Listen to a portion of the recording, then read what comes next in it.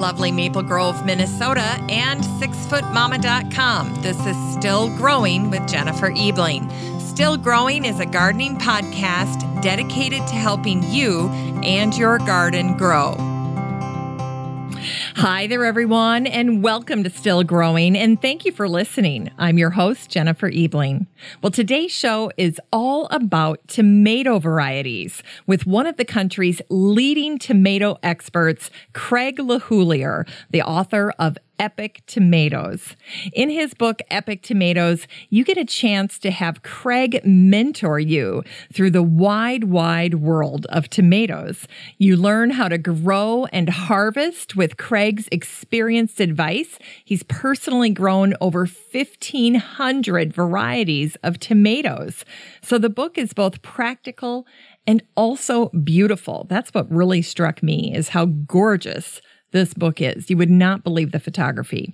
Craig's uncovered much of the fruit's fascinating history, and today we're getting an introduction to meet 33 of Craig's favorite varieties of tomatoes. Now, that's a rare treat. If you're a lover of tomatoes, and the odds are good that you are because tomatoes are consistently ranked as the universal favorite edible, then today's show will be a total thrill for you. Epic Tomato Varieties with Craig LeHoullier. That's the topic of today's show, and it's coming up after an update on the listener community for the show and this week's Garden News Roundup. First, I'd like to start out by saying thank you for listening to the Still Growing podcast this week. If you're new to the show, a big welcome to you. And if you've been listening for a while, thanks for tuning back in. I hope you're listening to a lot of gardening podcasts. I say that every show. The show I'm particularly enjoying this week is Botanical Brouhaha. They actually had an article about a guest on their show, and I'm sharing it later in the Garden News Roundup, but I'm really enjoying Botanical Brouhaha. So if you haven't listened to it yet, go ahead and check that out. I think it's wonderful. Great guests and lots of great shows. Anyway, gardening podcasts are such a great way to grow and learn as a gardener. So make sure you fill up your playlist before you get in the car and then just let them roll every single week. You'll be amazed at how much better your skills are after a year of listening to gardening podcasts. It's such a great way to grow and learn as a gardener. And so truly, I'm very honored that you're spending some time here listening to the Still Growing podcast. And if you'd like to continue the conversation, I'd like to invite you to join the listener community for our show. It's a free Facebook group, and all you have to do to find it is type in the words Still Growing Podcast Group the next time you're in Facebook, and then this group will pop up and you can just request to join. It's that simple. There are a lot of different benefits for you by joining. First of all, you'll have access to all of the garden articles that I curate for the group. Second, it's the only place I'm going to go to pick lucky listeners for any of the show giveaways. Third, you get to interact with all of the guests that have been on the show. The majority of guests are in the group and they respond to questions. They're very helpful. Craig LeHoullier is in the group. So if you have tomato questions, you have access to an expert right there in the Facebook group. And as always, my promise to you is that there's no spam in this group. This group is something I work very hard to make sure is helpful and worthwhile for you. Everything that I post is curated with you in mind to help you and your garden grow. Plus, it's free and easy to join, so you have nothing to lose. Well, I'm thrilled to announce the winners of Debra Baldwin's book, Designing with Succulents, the second edition. The winners are Laura Gonzalez and Chuck DeGarmo. So guys, the next time you're in the group, just private message me with your email and your address, and I'll make sure you get a copy of the second edition of Designing with Succulents by the Queen of Succulents, Debra Baldwin. And of course, that was featured on last week's episode 586.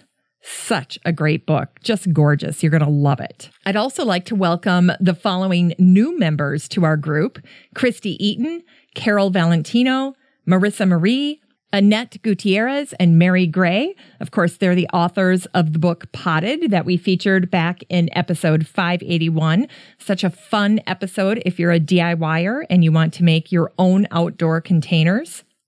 Martha Braithwaite, Holly Miner, Amy Walker Collier, Helen Wilson, Becky Davis, Laura Christian, Patricia Hawthorne, Linda Hostetler, Mike Ketchmar, Susan Walker, and Joanna Mango. Welcome, you guys.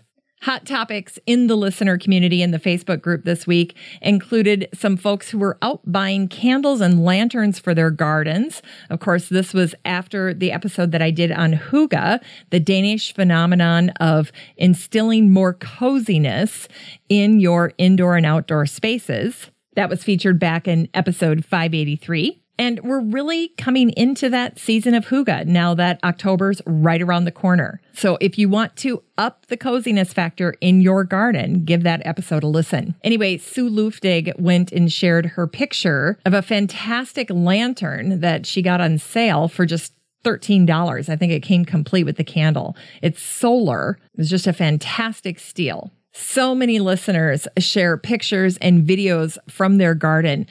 But John Brian Silverio shared a truly stunning picture of a monarch butterfly on top of a flower in his garden, and the background was all blurred out, and it was just gorgeous. And he made a great point, which is the level of photography that you can achieve with your iPhone or your Android nowadays is just stunning. So don't be afraid to take pictures with your handheld device when you're in the garden. You might be surprised at the quality. Something I learned about my iPhone 7 recently is that when I am looking through the viewfinder on my iPhone 7, if I just tap the little circle at the bottom of the image, you'll see a small little circle. I can activate the other lens on the camera. So one of the focus areas is kind of far away, and then the other one is more close up. And it's just a quick way to achieve that. So give that a try if you have an iPhone. I think you have to have an iPhone 7, but it's a fun little hack to use on your iPhone 7 for your camera. I appreciate John sharing this in the group. And again, it's just so inspiring to see all of the things that can be accomplished with these handheld devices nowadays.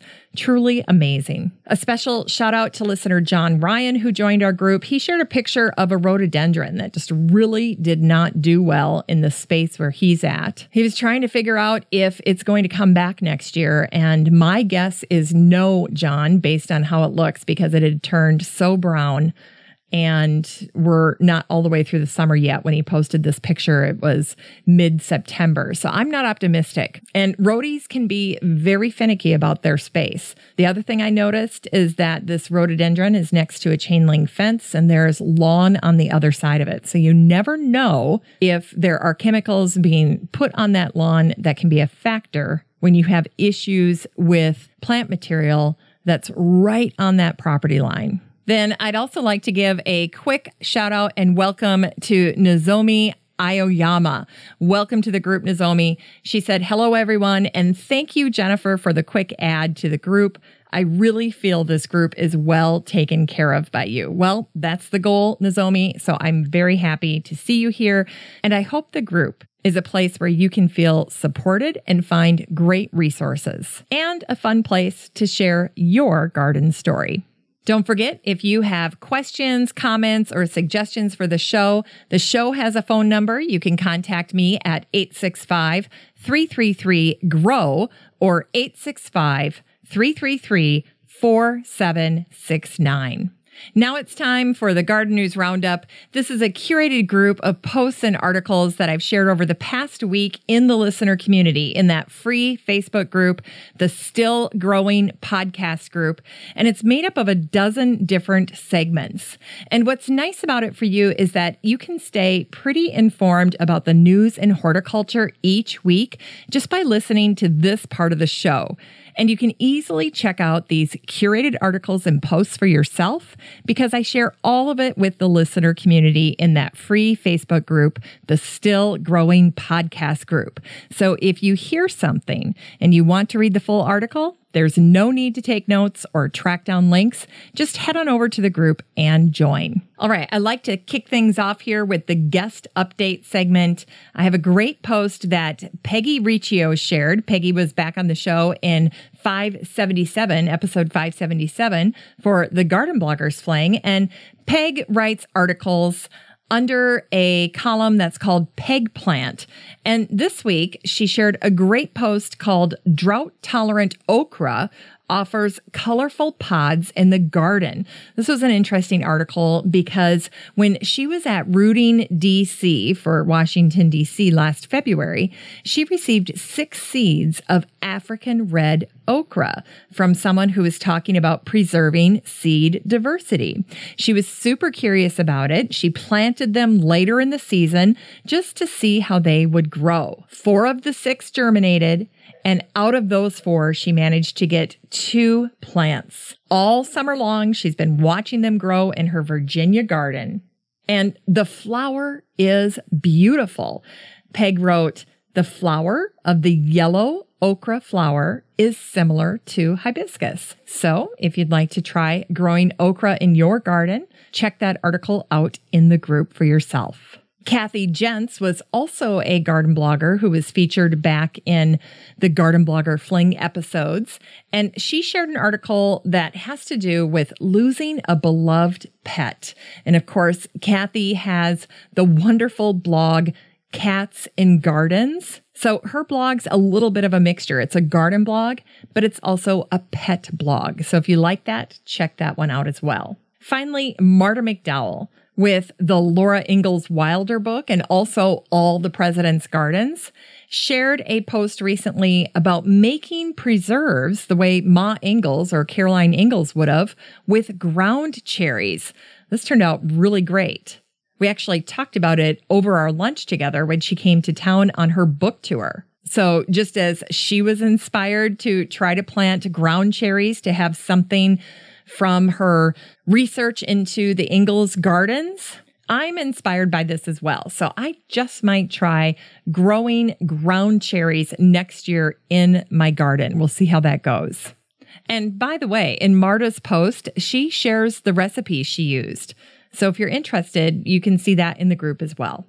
In sustainability this week, I shared an exciting post that was featuring what's being called America's largest suburban farm, and it's to be planted in Pittsburgh. Now, there are a couple of listeners of the show, like Sam Huff and Philip Busili, that live around Pittsburgh. So I have eyes and ears on the ground. I'd like to hear more about this. But in the article, this is what it said about this very large urban farm. There will be a fruit orchard, an almost 1-acre youth farm. There will be a 3.36-acre farm incubation program, a 57-plot community garden. There will also be a 3 1/3-acre community-supported agricultural farm, so a CSA, and then part of the urban farm will be a 200-person events barn and a farm market building where a seasonal farmers market will occur. That sounds pretty exciting to me. Anyway, keep me posted on this one. I'd love to hear how it's turning out. In continuing ed, Rodale's Organic Life shared a post recently that was called What You Need to Know About Invasive Spotted Lanternflies and How to Get Rid of Them. Now, I really appreciated getting this because it was brought to my attention in the listener community by Marie Michael-John. And she wrote this: "My home is about an hour north of Philadelphia in Montgomery County. If there's anyone else from the group that lives in my general area, you should know about this invasive bug that has become a big problem. I just caught this spotted lanternfly on my porch.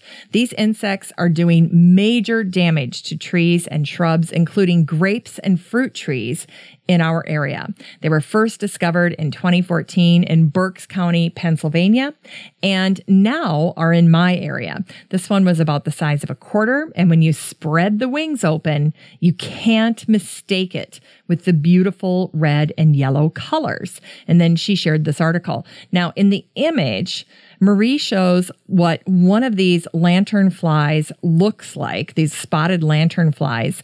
They kind of look like a box elder bug, except they're kind of grayed out, and then they've got these black spots. But the telltale sign to see if you've got the right insect is to gently take those wings and open them up, and you will see the irrefutable evidence of the red and yellow markings on the lower two wings. So if you have this problem, I'd like to hear a little bit more about it. And if you suspect you have this problem, you can always take one of those little guys and check it out. See if they've got those markings. Then you'll know for fact that you have a spotted lanternfly problem on your property, especially if you live out in the Pennsylvania area. Also, in continuing ed this week, thespruce.com shared a really great article that was called Sweet Autumn Clematis Vines. Is sweet autumn clematis really so sweet? Well, I understand the confliction here because sweet autumn clematis, if you're seeing it this time of year, be ready, because if you've never seen it before, you're about to fall over because it's gorgeous. It's usually tumbling all over the garden. It's got these prolific white poofy blooms, and they really win your heart when they're blooming. But when they're not blooming, what you'll find is it's very invasive and it's almost impossible to eradicate in the garden. So I did exactly what I just described to you. I fell head over heels in love with it when I saw it in magazines and when I saw it on garden tours. And so I thought when I saw it at a plant sale in the spring, oh, sure, I'll plant this. And now I am vicious with it all year. I'm pulling it, I'm tugging at it, I'm cutting it, I'm ripping it out. And then after about the 4th of July, I let it have its way. And whatever manages to happen after the 4th of July, I let it happen. And so even now, if you go out into my garden, and here we are heading into October, that sweet autumn clematis is still blooming. And I still have people who come into my garden, take one look at that and say, what is it? I want to have it. But there's a little bit of a yin and yang thing going on with sweet autumn clematis. And if you have it, you know exactly what I'm talking about. Anyway, I really appreciated this article that appeared in thespruce.com because it really captured the conflicted feelings that I have around this plant. So, and if you have it, you probably have the same. All right. Also in continuing ed from Country Living out of England was this really nice post with 7 expert tips for growing bearded irises. So if you had mixed success growing your bearded iris this year, maybe they didn't bloom, maybe you transplanted them and it didn't go so hot, let me share with you some of these tips. The first one, of course, is pick your spot. And once again, the theme of the summer is picking a well-drained, sunny site. So not so much the sun, but definitely the well-drained. I mean, over and over and over again, when there's a crop failure or a plant failure in the garden, that's one of the first questions I ask is it a well-drained area? Bearded iris like well-drained soil. They don't want to have wet feet, or in this case, wet rhizomes. Another suggestion that I think goes along with that is planting high. This is the other thing that I find myself doing more and more, whether or not the plant is supposed to need it or not. But I will often plant now mounded up. I tend to plant a little bit higher the longer I garden. Of course, dividing iris is important. After a while, if you don't divide them, they will kind of just give up. In fact, my dear friend Judy had these gorgeous yellow irises that she was just known for. I think I actually got a clump of them from her. And over time, she just lost them. Now, she divided them and she had planted them high, but every now and then, especially in Minnesota with the cold winters that we have and the very wet springs, you can lose beloved plants even if you have a ton of them. So sadly, that's what happened to Judy's beautiful yellow iris. So sometimes even if you follow all the best tips in the world, Mother Nature steps in and takes control.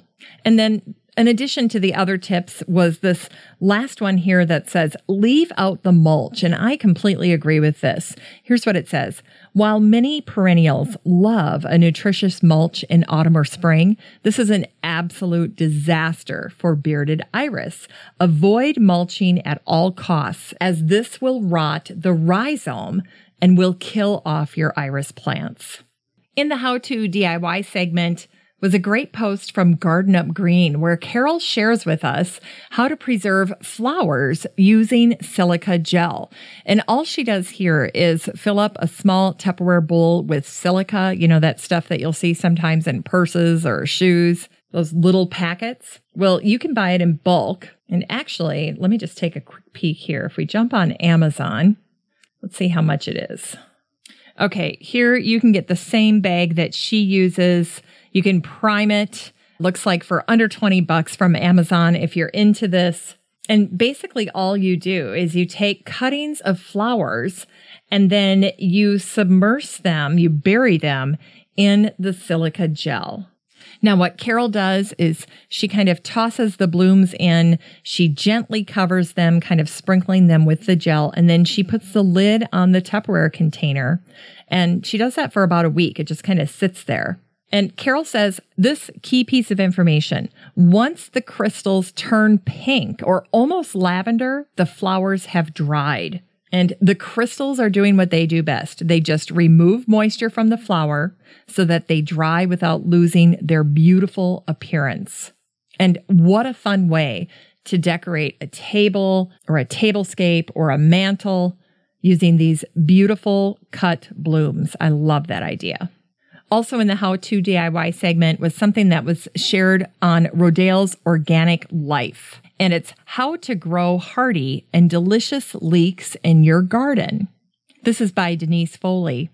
And she says this sturdy backbone to many recipes also makes a tasteful addition to your garden. And she's got a gorgeous picture of leeks in this article. And I love how she starts this out. She says, for me, planting a vegetable garden has always been a simple equation. Small suburban garden plus a love of cooking equals make room for the most expensive vegetables. I love that strategy. And she says, this is how I started growing leeks. So great idea. She talks about how to do it. It's pretty straightforward, but you can read all about it in Denise's post. In the Plant Spotlight this week is a post that was shared on Ideal Home out of England. And the title of the post is called The Most Popular Flower Bulb for Spring 2018. And spoiler alert, I'm going to tell you what it is. Here's what they said. The most popular bulb for spring 2018 is the beautiful Narcissus tete-a-tete, a miniature daffodil, which has been a firm favorite for Brits over the past 2 years. So if you're placing those orders for bulbs for your spring flowering bulbs right now, which you need to be doing, see if you can get Narcissus tete-a-tete. And then finally, Cooking Light had a post that was all about gooseberries, and it was simply called, What are Gooseberries? This one starts out this way. Common throughout Europe, but mostly unheard of in the United States, gooseberries are rising in popularity throughout the country.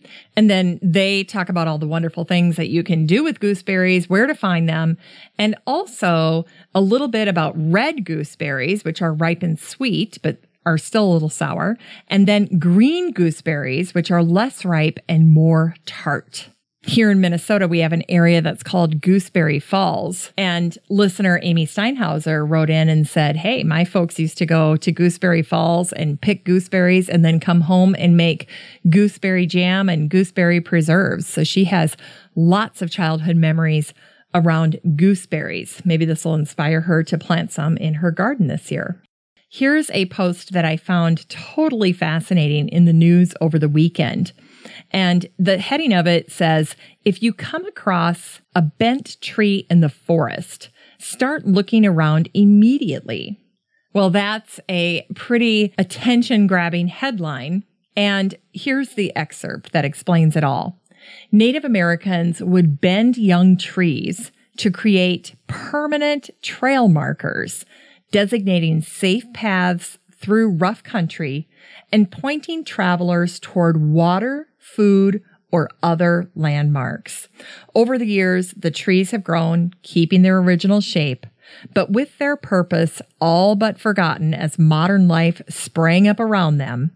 That's why you might stumble across some trees that look like that. Now, even after all of this time, there's an estimated 1,000 bent trail marker trees all across the United States, of which some are 150 to 200 years old. And this means that their lifespan is probably coming to a close. So if you know about one of these trees, take a picture. I'd love to see it. And if not, and you happen to stumble upon one, if you're doing a nature walk or you're in an older forested area, it's kind of a nifty little fact to know. Also in the news, there was a helpful post out of House and Garden out of England. This one shares what to do in your garden in September. It's by Petersham Nurseries head horticulturist Thomas Brown Hughes, and he offers 10 tips. I'm going to roll through them with you right now. First, pick the seed pods and heads of any open pollinated flowers you want to grow again next year. Great idea. Second, buy spring flowering bulbs. We just talked about that. So get your catalogs or get online and get those orders in. Third, early autumn is the ideal time to plant evergreen trees and shrubs so they get established while the soil is still warm. I think the window is closing on that, but you can definitely talk to a landscaper in your area and see if you can't get something installed quickly if you need it. 4, hardy annuals such as calendula, larkspur, nigella, and honesty can now be sown directly into the garden soil. This gives your cutting border a head start in the spring. 5, don't forget there are still quite a few varieties of autumn and winter vegetables that you can plant now, such as spring cabbage, purple sprouting broccoli, little Jim lettuce, and Chinese cabbage, among many other options. 6, start a compost pile. 7, congested clumps of perennials, such as euphorbias and agapanthus, can be safely divided in autumn, so consider doing that. 8, don't forget, if you have a greenhouse, you can still be dealing with pests and disease, so make sure you're getting on top of that you're not going into winter with a raging problem on your hands. 9, and this one's so important, net ponds and water features before the leaves start to fall. This prevents debris from rotting in the water or blockages from getting into your pumps. This is a great tip. I loved this one. And then finally, the cut flower garden is still going strong. So you've got dahlias that are at their peak right now. Grasses are looking great. And you've got, for instance, branches that are filled with crab apples. Perennials like asters and anemones are wonderful in cut flower displays. So a great list here by Thomas. In the Dream Guest segment this week is Francois Weeks, and she's offering a new online course. Amy McGee wrote about this and shared it on Botanical Brouhaha, the site that has the new podcast that I like so much. Anyway, if you didn't get a chance to click on this post, it's called Win the New Francois Weeks online course. If you didn't click on that post because you maybe weren't interested in the course, boy, were you missing out on a visual feast, because Francois Weeks is a gorgeous flower designer. She takes cut flowers and blooms and seed pods and makes the most unbelievable couture jewelry with flowers. I about passed out when I saw what she was doing here. There's an image of her making of an actual ring out of succulents. She made a necklace out of blooms and succulents of all different kinds. It's just amazing. And I would love to talk to her about how she does this. Talk about inspiring. I mean, this could go in the inspiration segment as well, but I just think she would be a fascinating person to talk to. I haven't had a chance yet to listen to this episode, but it is at the top of my playlist. The next time I'm driving the kids somewhere to basketball or something, I tell you what, that is going to be playing in my car. Can't wait. Francois Weeks. In Science This Week, listener Beth Engel shared a great post from the Caterpillar Lab. This is a group that you can follow on Facebook. Just search for the Caterpillar Lab. They've got great videos of caterpillars.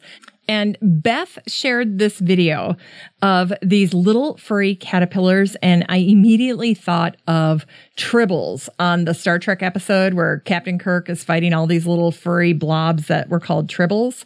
Anyway, these caterpillars are just that furry. This video is getting tons of attention, and here's what it says in the subtitle. These Arizona flannel caterpillars are just about the most delightful creatures I have had the pleasure to work with. So what? They're venomous and have one of the most intense and painful stings of any caterpillar in North America. I can easily forgive them this as they meander around with their curly orange mohawks and little felted dongles. These guys look otherworldly. Oh, and then here, later on in the post, it says, this group of little tribbles will soon build cocoons, pupate, and eventually emerge as equally fluffy and charming moths. So look them up. Look up flannel caterpillar. The next time you're hanging out with some kids and you want to show them something cool, flannel caterpillars, and then what they look like when they turn into moths. Pretty awesome. And then they end their little excerpt here by saying, let's share these little monsters with the world. Feeling in love at the Caterpillar Lab, Sam. Well, thanks, Sam, for sharing that. And thanks, Beth, for bringing it to our attention. That was fun. I found the other post that made the science segment this week in Facebook as well. And it's from a site called Macro Bees. So the next time you're in Facebook, check out Macro Bees and then follow them because they share tons of videos and images about bees. This one in particular, I was really impressed with because it showed native bee antenna cleaning. So you have this bee and they show it at normal speed, this bee cleaning their antenna. And then they do the same shot all over again in super slow motion. And it's kind of strangely mesmerizing watching this bee clean their antenna. Didn't know they did that. Kind of reminded me of my dog Sunny when he has to clean his face or his nose, how he uses his paw. It really kind of looked like that in a weird sort of way. In shopping this week is a fun little book that I found on Amazon. It's about $20 and it's simply called 20 Ways to Draw a Tree. And I guarantee you, if you are drawing impaired and you would like to be able to draw even a basic tree, this book is going to get you all the way there. So check it out. It's on Amazon. It's $20. There'll be a link in the show notes for this episode. And it's simply called 20 Ways to Draw a Tree. Yay. Ooh, let's cover those recipes. There were a lot of good recipes that totally put me in the mood for fall this week. The first and my favorite is a butternut squash bake. So this is one where you fill up a 9x13 pan with your squash. And then, of course, you're covering it with cheese and all these wonderful little goodies to make for a wonderful dinner. So here's the ingredients. You take a butternut squash and you peel it and cube it, and a half cup of mayo. Make sure you don't use low fat, just the regular stuff. You have a little bit of onion, an egg, a teaspoon of sugar, salt and pepper to taste. Then you add a 1/4 cup crushed saltine crackers, about 8 crackers, some dried savory, Parmesan, and butter. So everything gets combined together. And you just save the cracker crumbs, cheese, and butter, and that gets sprinkled over the top. And then you bake it uncovered at 350 degrees for 30 to 40 minutes. And boy, does it look great. I love that idea. Looks like a squash lasagna. Botanical Interests shared a great post called 5 Favorite Ways to Enjoy Roasted Garlic. This is from their Seed to Saucepan series. So these are garden-inspired recipes, lots of great ones on their site. Their recommendation that I really liked out of the 5 is using it for hummus. They said try throwing some roasted garlic cloves in the food processor with chickpeas, lemon juice, and tahini. That's it. Then finally, there was a really fun post. It was actually shared on Business Insider, ironically, but this one is called How 8 of Your Favorite Chefs Make Guacamole. Now, this was interesting to me, hearing all the different ways people prepare guacamole. So I'll share what some of these celebrity chefs said. Tim Love uses lemon juice instead of lime juice. It's changing up a little bit there. Katie Lee makes it a little healthier with asparagus. She's on the Today Show there when she's doing that. Curtis Stone skips the tomatoes. So his is pretty simple. It's just ripe avocados, cilantro, touch of garlic, and lime juice. That's it. Oh, and he sometimes spices it up with a little cumin. And here's why he skips the tomatoes. He says tomatoes give guacamole a funny color, and he likes keeping it bright. So skip the tomatoes, according to Curtis Stone. And then finally, the other tip that I really liked was from Alex Garnaschelli. I hope I'm saying her name right. She says, rinse your raw onions to make them less pungent. I didn't know you could do that. So rinse your raw onions to make them less pungent. Great idea. I'm going to try that one. Okay, then finally, an inspiration. There was a really fun video that was shared by Curbed Detroit, and it shows a Detroit flower shop on wheels. So we all know about the food trucks that park and show up at different venues around town, and then you can buy all these great little cuisine foods from these food trucks. Well, now you can do the same thing with this Detroit flower shop that's in a converted van to sell flowers. And so what this gal does is she drives up to different places in Detroit. She showed the example of driving up outside a boutique coffee shop, and she stops by. She brings the owner some flowers. She gets a cup of free coffee. They kind of do a little bit of a swap there. And then she sells flowers to people that stop by the coffee shop. I thought it was a great idea. I loved that video. So fun. Very inspiring. And then finally, there was a really fun article that was shared by the Smithsonian. Very inspiring. Here's what it says. Why is America losing ground in the contest to grow the world's biggest pumpkin? Apparently, we're losing out because the biggest pumpkins are no longer grown in the United States. They're grown in other places all around the world. But what I found was super inspiring were the old photographs of some of the really large pumpkins that were grown in the United States in the early part of the last century, even the 1800s. The one that just caught my heart is this picture of this huge pumpkin. And they must have cut a hole in the top and then hollowed it out.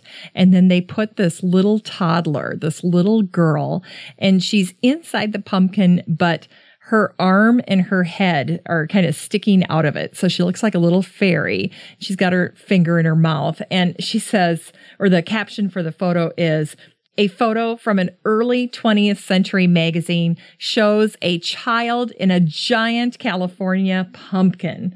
Just so cute. Very inspiring. So if you want to help us reclaim the title, start growing pumpkins. All right. In the quotable segment this week, of course, the quotes are going to be about tomatoes.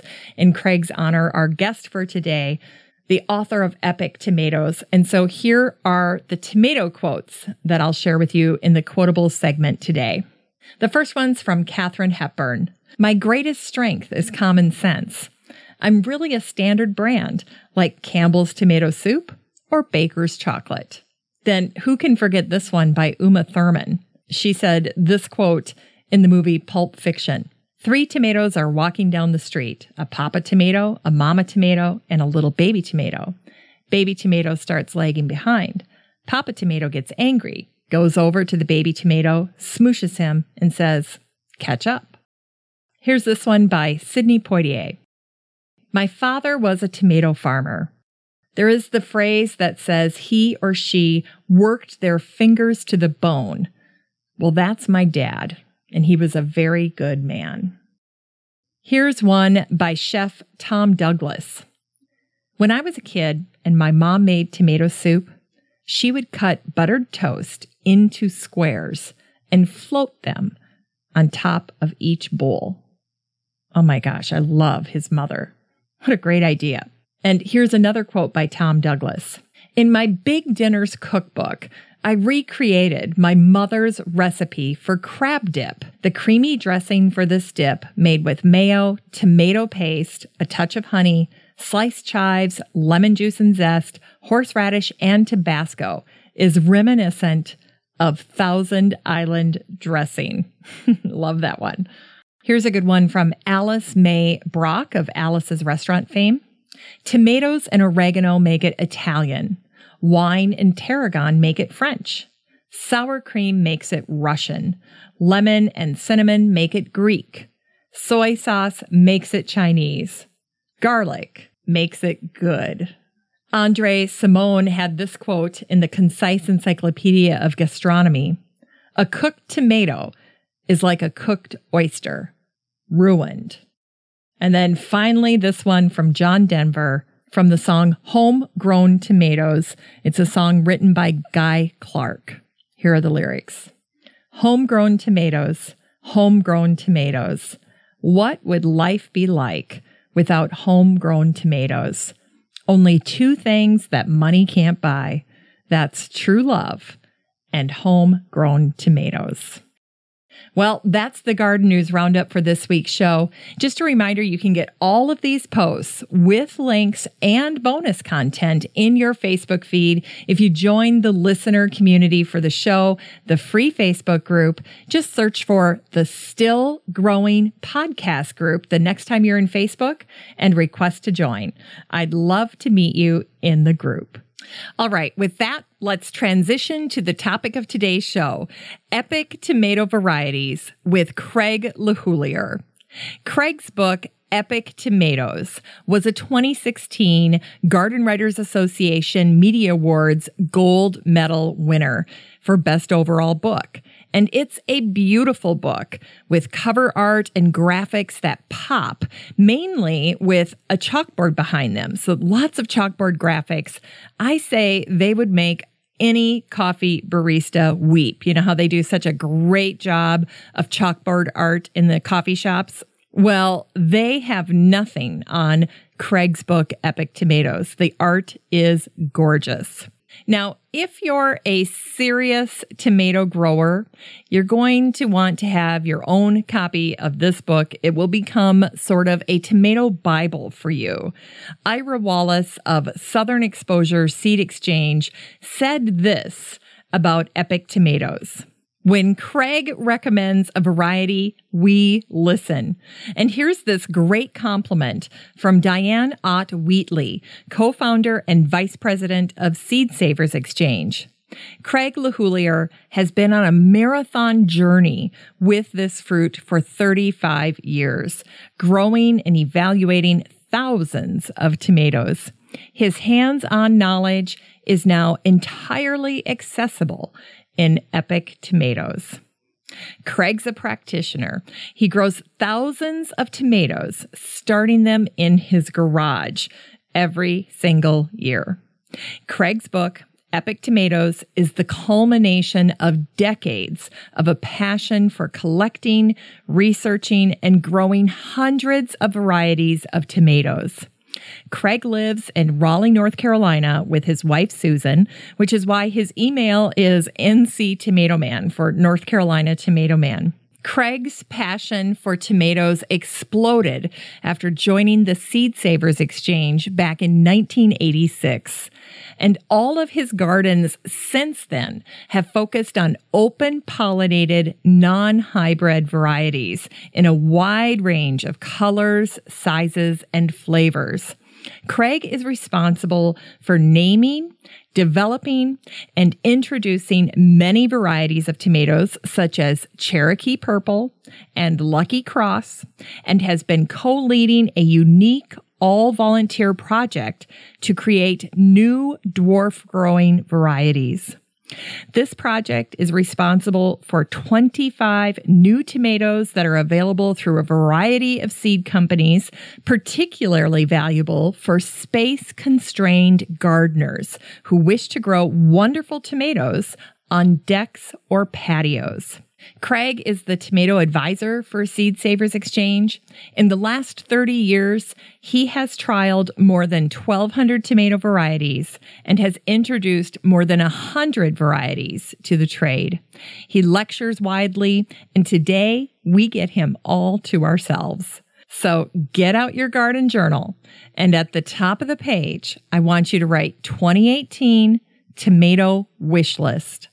Let's make some exciting tomato choices for our gardens next year with the master himself. Here's Craig LeHoullier, North Carolina Tomato Man, with epic tomato varieties. Well, welcome, Craig, to Still Growing. I'm thrilled to have you on the show. It is so nice to be here. Geez, how did you know that I like to talk about tomatoes? What was the giveaway? I think it was the title, Epic Tomatoes. And I have to say, I love that title. How did you come up with Epic Tomatoes? Well, I have to thank my friends at Story Publishing. It was my first book, and it's hard to believe that it's 2.5 years now since the book came out, meaning it's probably 4.5 years since its conception.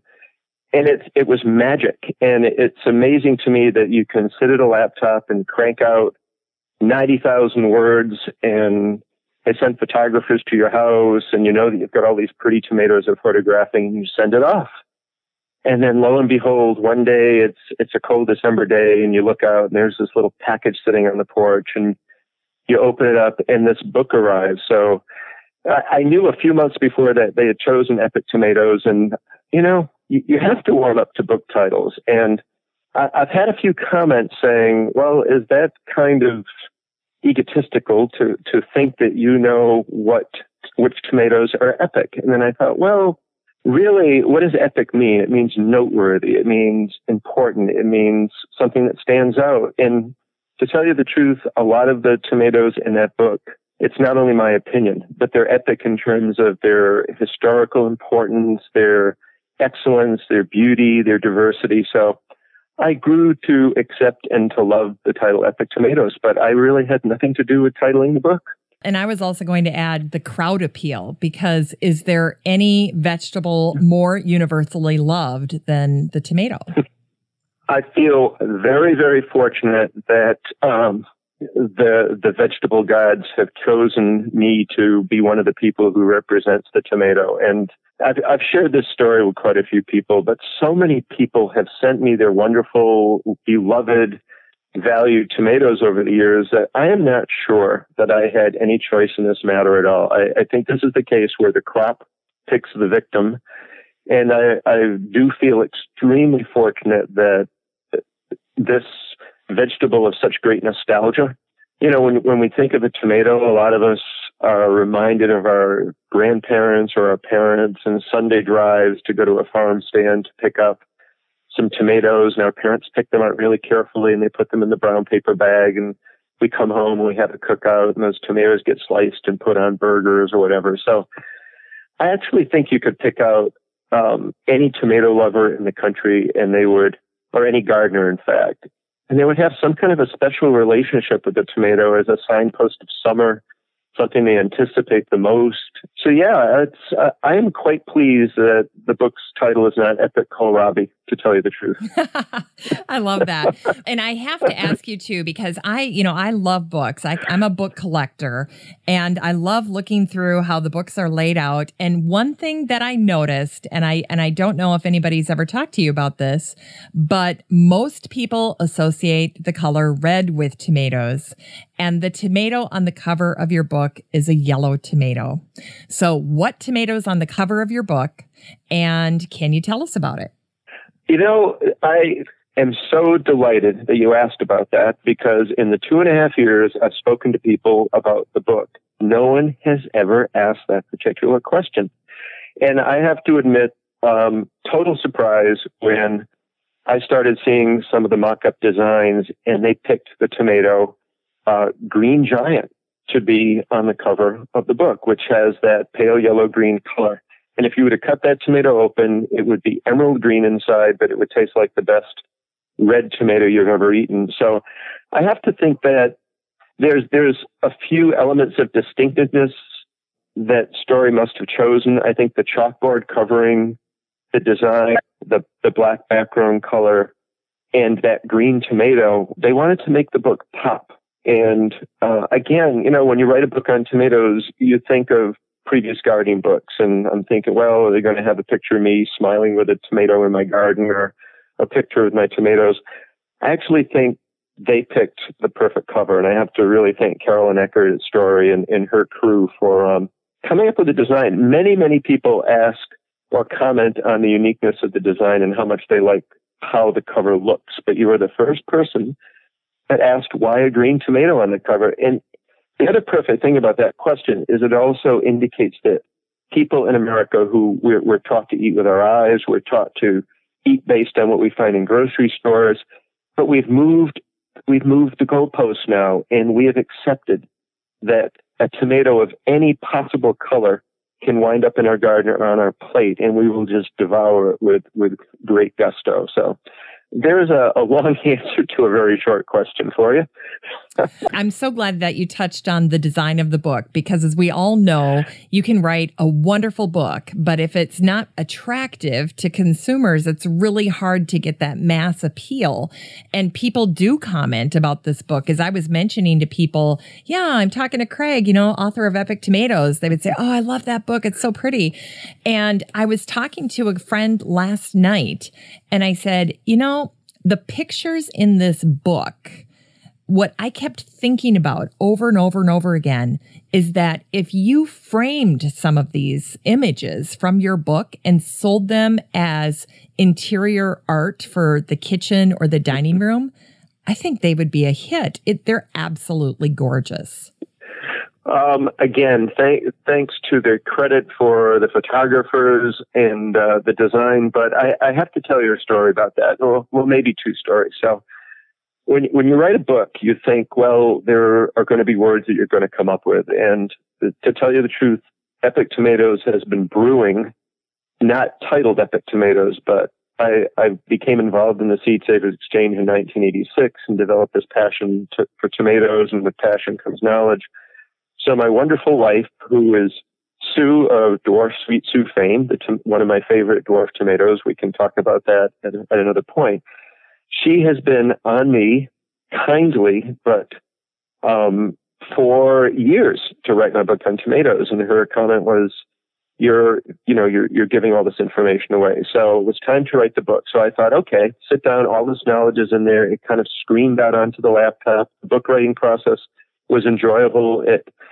It wasn't that difficult for this first book, probably because it was so pent up. However, I wasn't ready for the challenge of growing a crop as finicky as tomatoes, as many heirlooms as I tried to grow in a place like North Carolina, and get them to ripen in the way we wanted them to ripen in healthy fashion at the right time. So we had some interesting discussions where, a story would say, well, the photographer wants to come out next Tuesday and all 50 of your varieties will be ready and right to photograph. I'm thinking, oh my gosh, that's not how gardening works at all. These tomatoes are going to ripen when they want to. and the 2 years that I gardened for the book, of course, all kinds of diseases hit, and tomatoes that previously did really well were not doing so well. So a few hairs fell out, a few hairs turned gray. There was ample stress through the tomato ripening process. I was picking tomatoes half ripe and sending them to the Story offices up in Massachusetts. I was driving tomatoes to a warehouse in Virginia so that we could put them under lights and photograph them. And I guess the last comment I wanted to make on the photography is one of the pictures near the front is a double-page spread, and it has an array of all kinds of tomatoes laid out on a wooden board of different shapes and sizes. And the Story, my editor said they sent that page out to their test readers, and some of the comments came back of concern that the tomatoes weren't perfect and round and red, and some of them had cracks, and some of them were kind of funny looking and had odd colors. And that's when I said, perfect.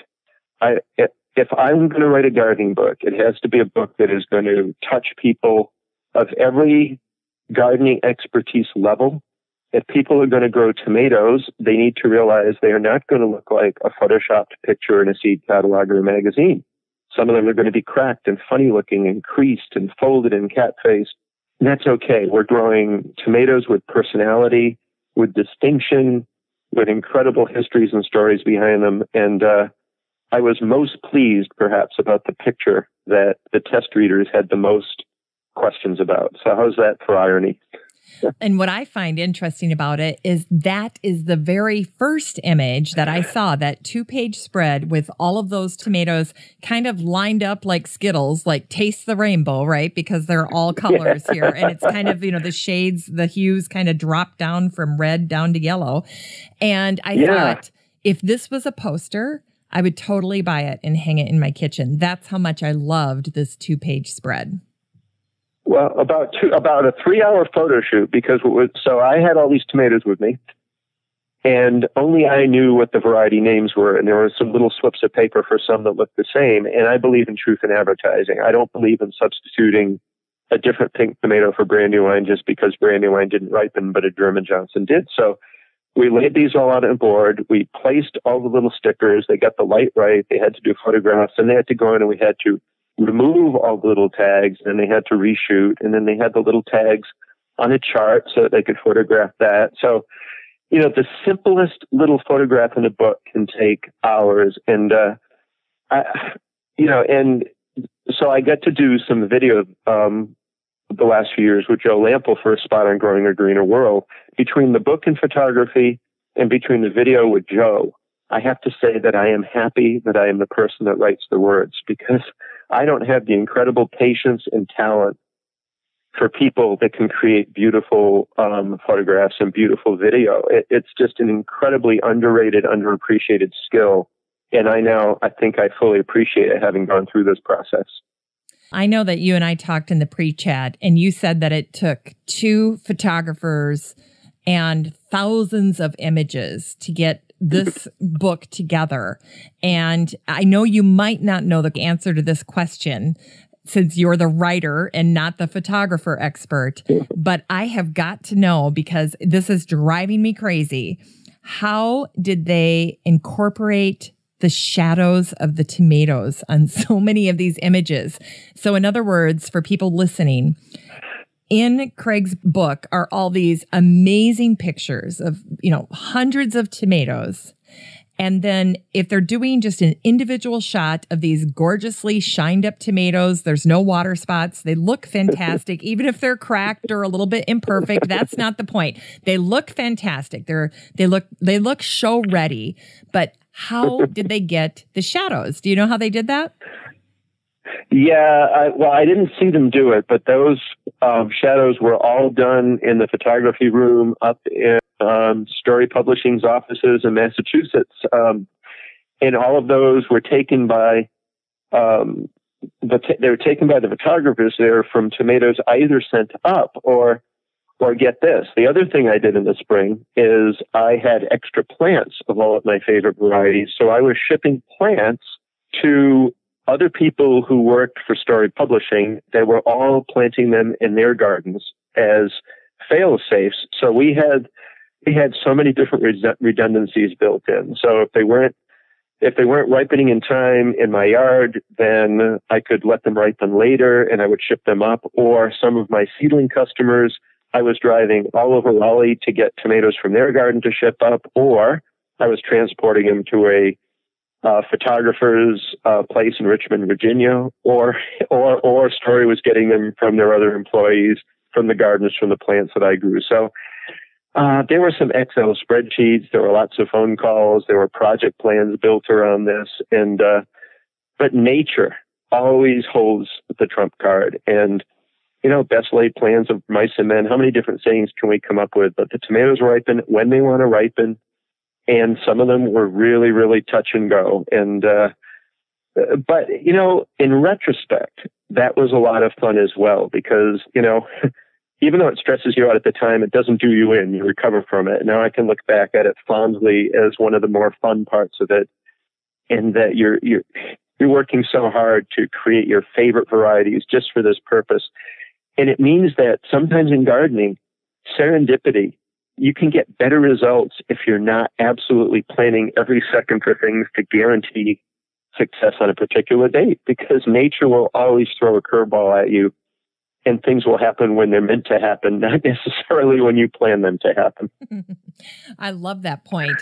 And the other thing too that I think it's a perfect segue into is really tapping into your wheelhouse, which is your expertise in growing so many different kinds of tomatoes. And one of the things that we touched on early on in our chat is that absolutely, we could talk about growing tomatoes and tapping into your doctor expertise, Dr. Tomato, what's wrong with my tomato? But all of that information is usually available in many other places. What's not available is talking to someone who not only loves tomatoes, but has grown the breadth of varieties that you have. So today, let's tap into your wheelhouse. Let's make sure that we really talk about all of these different tomatoes that you've cultivated, not only to grow for yourself and your family and your friends, but also you've cultivated your love for these tomatoes and your appreciation and understanding of them. So why don't we do a deep dive on tomato varieties that are featured in your book? And I can't think of another tomato that warrants the top spot other than Cherokee Purple. So let's start there. Cherokee Purple. Yeah, well, first I'll say to the person who may be growing 5 tomatoes, when I started gardening in 1981, I grew 2 varieties of tomatoes. So I will never think that anyone who grows anything has anything up in anybody else. What I will say is, if you grow 1 or 2 tomatoes, you may be on a journey to grow lots more. And it's just fun. It opens up the whole world to you. But to get back to Cherokee Purple, so, gosh, I have thought about that tomato. I've talked about that tomato so many times, and no tomato really exhibits, to me, that funny little quip that I said at the beginning, that I'm just been tapped on the shoulder by nature to be a tomato transmitter. Why would Mr. Green from Sevierville, Tennessee, decide that I was the guy to send the seeds to of an unnamed tomato at the time, a purple tomato that he had in his possession, that he got from, friends or neighbors who had them in their family for 100 years and originally got them from the Cherokee Indians. So there was this link, this multi-link chain reaching from my first receipt of those seeds in Pennsylvania in 1990 from Mr. Green. And then that chain then reaches forward when I share it with Jeff McCormick of Southern Exposure Seed Exchange and share it through the Seed Savers Exchange. And then Jeff sells it in his catalog. And then all of a sudden you find it at every farmer's market you walk into. So in a way, Cherokee Purple was the tomato that seemed to come along at the right time to help people understand what an heirloom could be, not only in terms of it's a tomato that can be handed down, or a tomato that has a story associated with it, or a tomato that can have this really unique color. And in fact, the color was so off-putting to Jeff McCormick of Southern Exposure that he thought it was far too ugly to ever become popular, but yet he carried it in his seed catalog because of its incredibly delicious flavor. So again, I just feel very, very fortunate that the tomato came to me. But, you could break any one of those links of the chain if the Cherokee Indians didn't develop it or find it themselves, if they didn't share it with the people who shared it with Mr. Green, if he didn't decide to share it with me, if it didn't do well in my garden in Pennsylvania, if the seed didn't germinate, if it had been crossed up and it wasn't purple anymore, if I decided not to send it to Mr. McCormick, if Jeff didn't sell it in his catalog. And maybe this is one of the more interesting aspects of Cherokee Purple of all, is that I feel really lucky that I get to do some events that are quite special. And one of the ones I've been asked to do down here is I get to help teach a cooking school at a really good place, a Southern Season. And I get to share the stage with someone who's made his name growing Cherokee Purple tomatoes and selling them at a local farmer's market. So the first time we did this together was, I think, 2007. We're on stage. I had never met Alex. And in his introduction, he said, well, Craig doesn't know this, but he sent me seeds in 1992 because he was one of the few subscribers to a newsletter that I put out with Carolyn Mail called Off the Vine. He was looking for a featured tomato, so he subscribed to our newsletter. He was one of the first to get Cherokee Purple. He grew it. His customers loved it. And he is known in farmers market for selling his Cherokee Purples. And all of a sudden, 15 years later, we get to share the stage together. We get to meet the person who named Cherokee Purple, the person who's made his career selling Cherokee Purple. So I don't know how many weird stories like this pop up around this tomato, but it's full of them. I love it because to me, it's the Jack and the Beanstalk equivalent. It's kind of a divine alignment for you. And it really, yes. This book would have never probably come about without all the adventures that Cherokee Purple has afforded you. That tomato actually helped me to get, I guess you could say, get to where I got in terms of having an opportunity to write a book on tomatoes. And when you think this whole thing started off when I got married in 1980, my wife and I said, well, the first thing we want to do is have a garden. And that first garden in 1981 had Better Boy and aroma. And I think the other piece of this is I have this personality of liking lots of variety. So, some people, if they taste a Ben & Jerry's chocolate chip and they love it, they'll say, well, I don't need to go beyond this. I love this chocolate chip. I don't need to taste any others. I would taste every flavor of Ben & Jerry. So I've done the tomato version of that. As I've discovered these tomatoes of excellence over the year, it hasn't narrowed me down to make me stop growing different ones. It has sent me on a path to keep searching, thinking there's always going to be something with a different story or a better story or a different color or a better flavor. So I guess they call that a seeker personality, where I'm always kind of seeking and never settling. Kind of drives my wife crazy a little bit, but she's great. Quilting is her thing, and she's kind of going down the same path with the quilts that she makes. So I think we all have something that we can't get enough of and that we take a deep, broad dive into. And, so tomatoes are my swimming pool. What can I say? Yeah, tomatoes are your thing. Well, you're definitely a cool finder when it comes to tomatoes. There's a 2-page spread that I also thought was very fascinating. And bear in mind that for some listeners, this will be the first time that they're hearing about this. But you spend 2 pages talking about tomatoes with wild origins. Of course, we're talking about Mexico Midget and Coyote. Yeah, both of these tomatoes came to me right around the same time as Cherokee Purple. And what was happening at the time is I was into the Seed Savers Exchange, but I had also joined seed swaps from two of the best gardening magazines at the time, which is Organic Gardening and National Gardening Association. And those seed swap columns were great. And, I don't think if they had social networking and email and all of that stuff back then, this whole thing about sharing seeds would have developed the way it did. But you couldn't get in a computer, write somebody an email and ask for something. You'd have to sit down with a pen and a paper and write somebody a letter and introduce yourselves to them. And you create these friendships made of pen and ink. And that's also patience. It takes time to write a letter. So I was writing letters to people asking for seeds, people writing letters to me asking for seeds, sending seeds back and forth. Cherokee Purple came to me in that way, Lillian's Yellow Heirloom, so many at the time. But then one letter I got, and it was back in 1990, was this elderly man named Barney Lehman in California. And he shared Mexico Midget with me as what he called a josh or a joke tomato, because he said it's the tiniest thing you'll ever see. His brother acquired the seed because he delivered hay between Mexico and Texas, and he claimed that it was a tomato that grew wild in Mexico. So I grew it, and I had never seen a tomato the size of a pea. And one of the slides that I like to show is I actually went to Trader Joe and got a pea pod, sugar snap pea, took out the 4 peas, and I can comfortably fit 4 Mexico midgets in there. So when I say pea-sized, I mean pea-sized. The thing is, the flavor is incredible. And now when I talk locally, and if I've got a Mexico midget growing, I always bring a little bowl of these, and I just look at people's faces when they take a bite because they can't believe a tomato so tiny can taste so good.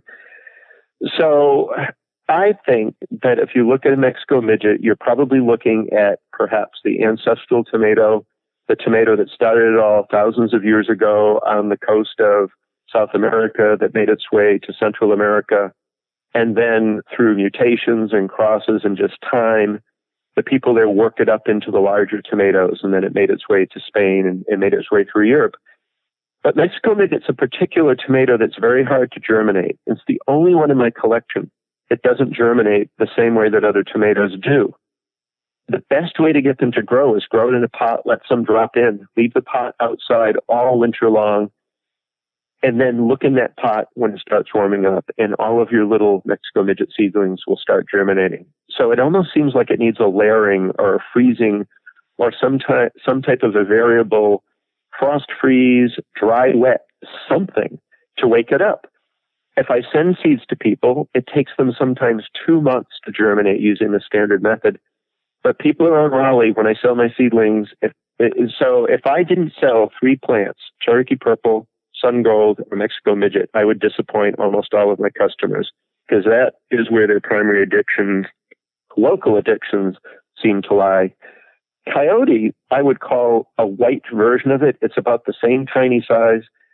The way that came to me was wonderful. I was at a Philadelphia flower show just at the beginning of my love affair with heirloom tomatoes, and I had a display of all these types. And this lovely woman named May Clement came up to me with this little cluster of tomatoes she clearly just picked from her garden. I'd never seen anything that color. They were almost snow white. And she just says, I just wanted to bring these to me. My family brought them from Veracruz, Mexico.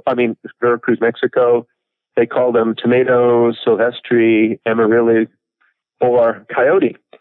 And so the first year, she sent me the letter with the name the year after she gave them to me. So I listed them the first year in the Seed Savers Exchange as white currant, because they look like a currant tomato and they're white.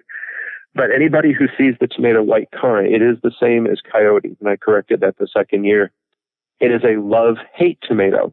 When people taste it, it is so sweet, they either don't like the flavor at all or they crave it. So 2 very different, and we've spent some time talking about the 2 tiniest tomatoes that anyone will ever see, which is pretty cool. Here's a blast from the past. Alexander Livingston. Alexander Livingston. So when I think of Livingston, I think of the old seed catalogs that would say, we're trying to create the earliest tomatoes, so we only pick and save seeds from the first tomatoes that ripen on a plant. And the next year, they would get a tomato that doesn't ripen any earlier, because what they didn't understand is within a stable variety, the seeds on every tomato plant have the same genetic material. So Livingston in the 1870s discovered that what you do is you plant a field of a particular variety, and you look for a plant or 2 that are distinctly different. You save seeds from the tomatoes on just those plants, because whether the bees have done a cross, whether some recessive trait has decided to show itself, whether there's a mutation, that is how you do improvements. So until the Livingston Company was formed in the 1870s, there were very few true improvements in tomatoes at the time. They were pretty lumpy, they were pretty large, they had a lot of scars and core and waste.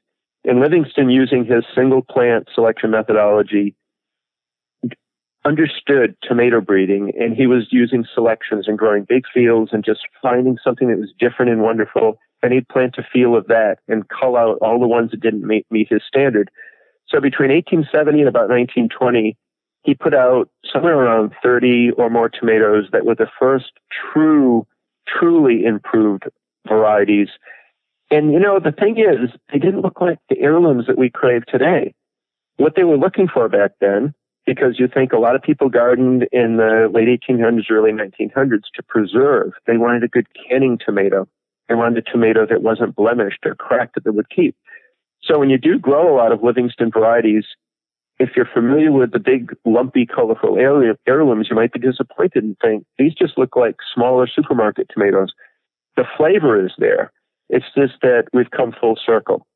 The original tomatoes in the 1840s, 1850s were lumpy and ugly. Livingston made them round and pretty. Now, with the advent and discovery of all these weird colored formed heirlooms, we've gone back to thinking that the tomatoes that are going to taste best are funny looking and funny colored and lumpy and ugly. So But what does that tell you also? That we've only really been eating tomatoes in our country since about 1850. So it is a crop, relatively speaking, in its infancy, and we're still seeing surprises pop out all the time. Another person that we owe a debt of gratitude to in terms of tomatoes is Lillian Bruce. Lillian Bruce. So Lillian apparently was an elderly woman who lived in Manchester, Tennessee, and her sons would go out and visit fairs and markets and bring home interesting produce to her. So they brought her a red tomato and a yellow tomato, and she grew them. And she shared the seeds with a fellow named Robert Richardson in New York, who was a member of the Seed Savers Exchange. He never grew them out, but he didn't have room in his garden, but he knew that I loved tomatoes. So he sent me seeds of the red, which he called Lillian's Kansas Red Paste, and the yellow, which was simply the label was Lillian's Yellow No. 1. It never even was given a name. So I grew them both, and the red is wonderful. It looks like a little heart-shaped or a paste tomato, and it's very, very delicious. But the yellow one made such an impression on me that I was very fortunate to be on Lynn Rosario Casper's Splendid Table 2 years ago, and her last question to me was, what are my 3 desert island tomatoes? I got to go live on the desert island. I can only take 3 varieties with me. And the 3 I chose were Sun Gold, which is a little orange hybrid cherry tomato, which many people think is the most delicious tomato they've ever eaten. Cherokee Purple, of course, because of its historical significance and the part I get to play in it, but Lillian's Yellow Heirloom. The plant is potato leaf. The fruit are 1 pound to 1.5 pounds. It's a clear lemon yellow, almost a white color. But when you taste it, the flavor is incomparable. So anyone who thinks that a yellow tomato or an orange tomato or a pale colored tomato that lacks the flavor intensity of the darker colored tomatoes, they need to taste the Lillian's Yellow. And it's late. It's not the easiest one to grow. It can be really finicky. But once you taste it, it may kind of change your tomato palate forever. And it probably will be in your garden every year. And you will probably count the days until you harvest your first one. Interestingly, my plant this year got hit by tomato spotted wilt disease, and this will be my first year without a ripe Lillian's Yellow Heirloom in maybe 20. And so next year I'm going to grow at least 2 plants. Wow. And, one thing I'd love for you to stress a little bit is how beautiful the color is on this tomato, because when I turned the page and saw Lillian's Yellow, I kind of gasped. It's like such a striking yellow. Yeah, it's definitely a pale canary yellow. So when they get very ripe, occasionally you'll see radiating out from the blossom end a pearly pink blush, and it's just very, very pale. And it doesn't really bleed into the heart of the fruit. So it's not one of the yellow tomatoes with red swirls. It is a true yellow. But sometimes the genes in it just allow it to express just a little bit of pink. The other interesting thing when you slice it open is that, the term beefsteak tomato arose in the late 1800s when a seed company was selling a tomato that when they cut it, the slices looked like a slab of steak because the seed cells were so tiny that it looked like it was solid meat. Well, Lillian's Yellow is a beefsteak in that regard, in that you'll see just the tiniest of seeds locules or seed cells spread throughout. And if you could pick a 1 pound or more Lillian's Yellow and try to squeeze the seeds out of that, and sometimes you may get no more than 12 or 15 or 20 seeds out of an entire tomato. Whereas if you were to do the same thing to a Cherokee Purple, you'd get 150 or 200 seeds from it. So Lillian's Yellow is a seed saver's nightmare. Seed companies that are growing it for seed probably consider it a nightmare because they have to grow so many more plants to harvest so many more fruit to be able to fulfill the seeds that have to go into the packet. But it is, so I guess you could say that I like it, hey? We must suffer sometimes for the things that we love. We must suffer. That's exactly right. Life is tough for the tomato lover. Yeah. Yes, it is. Yes, it is. Well, I loved how you started out your section on Brandywine tomatoes. Here's what you wrote. Those who think of the world of gardening as idyllic and peaceful would be surprised at the level of rancor, disagreement, and misinformation surrounding a simple tomato name, Brandywine. Tell us everything, Craig. How is Brandywine so afflicted? So, the source of the confusion of Brandywine are probably the fact that it was listed in a catalog in the 1880s as Brandywine, but the artwork shows it as a red tomato with regular leaf foliage. Flash forward some decades, and Ben Quisenberry, who was an elderly seedsman, he was in his 90s in the 1980s. That sounds like confusing math, but I'll repeat that. In the 1980s, when he became known to the Seed Savers Exchange, he was already in his 90s, and he collected this tomato called Brandywine from a family named Sudduth, Sudduth. And it was a pink, large pink, 1 pound potato leaf variety. So we already then are starting this confusion where we have a Brandywine whose color is red. We have a Brandywine whose color is pink, and they have different foliage and different sizes. All of a sudden, appearing in the Seed Savers Exchange is a variety called Yellow Brandywine. There was never in any seed catalogs a variety named Yellow Brandywine, but there was a tomato called Shah, S-H-A-H.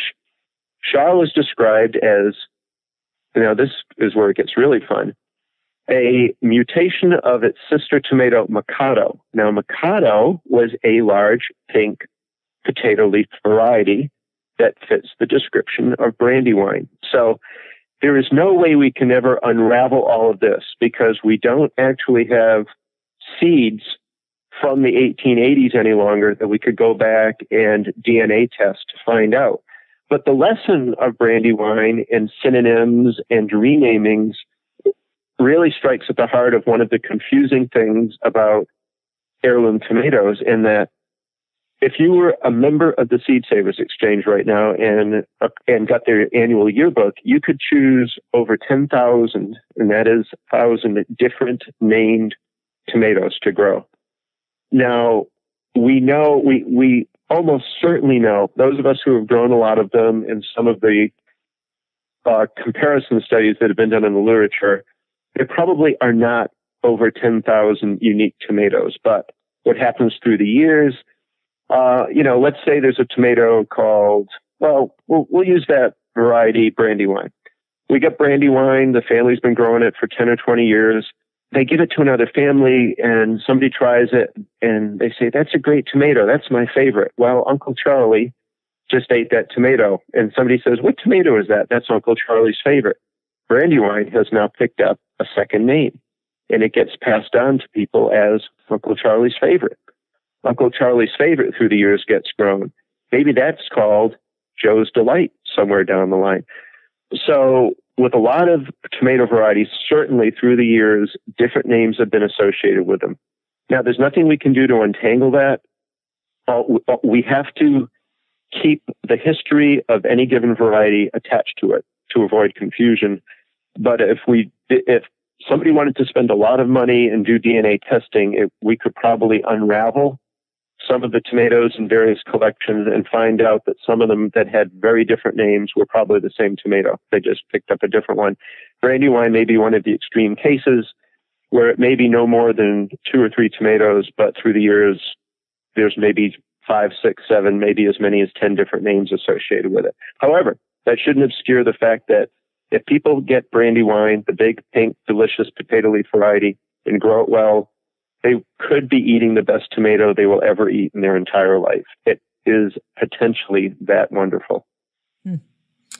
You know, there is another story that I thought was equally as interesting as the Brandywine controversy, and that is the brother and sister plants to Cherokee Purple and how those evolved, how that happened for you. I found that very interesting. Well, thanks for that. Yeah, so any gardener who grows a lot of things through the years knows that, you know, they'll buy a 6-pack of marigolds and there's a mystery plant in there that doesn't look like a marigold. Or they'll grow they'll open up a package of pepper seeds, and they'll see seeds in there that don't look like pepper seeds, and they grow them. I call it growing the mystery out. And maybe when we're early in gardening or we don't have all that much room, we just toss the mysteries because, you know what, I want to put marigolds in front of my mailbox, and I don't really care what this other plant is. But then if you garden enough, and if you have a personality tilted towards extreme curiosity, you almost find that growing the mystery becomes more fun than growing what you expect it to be. So your garden almost becomes filled with the plant that's not the marigold and the seeds that aren't the pepper seeds. So why I mention that story is, as from about 1986 to maybe the early 90s, I focused a lot of my gardening on growing heirlooms, getting as many different types out of the Seed Savers Exchange as I could. Also the USDA database, looking for varieties that my grandfather and grandmother might have grown. But then things started happening in my garden. So one year it was 1995, gardening here in North Carolina, and I had 8 Cherokee Purples growing, and one plant was starting to ripen tomatoes that instead of the dusky, rosy purple color, were turning a mahogany chocolatey color. And I thought, well, this is really curious. It's clearly a black tomato. Black tomatoes have very dark flesh because they're retaining some of the chlorophyll while they ripen. It gives them a very dark color. But it has a different skin color that's making it look chocolate instead of purple. So I love the flavor. It was really the same as Cherokee Purple in every other respect. Its health and its yield and the fruit size and the excellence of quality. But I thought, well, maybe it's just a cross and it's a hybrid. And if I save seeds from it and grow a few, I'm going to see all kinds of different things the next year. So I grew a bunch and they were all chocolate. And then I started sharing them with people and they got all chocolate. And I was just very, very lucky that the seed that I planted that created that plant must have experienced a slight genetic shift or mutation for skin color, where the skin color went to yellow instead of clear.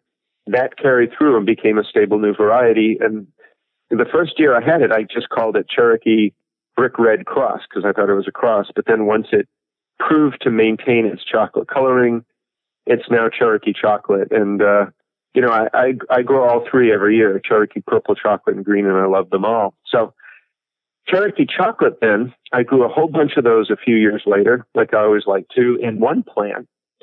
The tomatoes were big, and I was waiting, when's it going to ripen? When's it going to turn? Waiting, and then tomatoes started rotting and dropping off the plant. And I thought, oh, my gosh, I got a tomato that's staying green when it's ripe. So I grabbed a few that hadn't rotted yet, and the fruit flies really kind of told me what was happening because they found it very interesting once the tomatoes started ripening, started rotting. But I got a perfectly ripe one, brought it into the house, sliced it open. It was green when ripe. It was absolutely delicious. It was identical in every way in flavor and quality to Cherokee Purple and Cherokee Chocolate, except we now have a green one.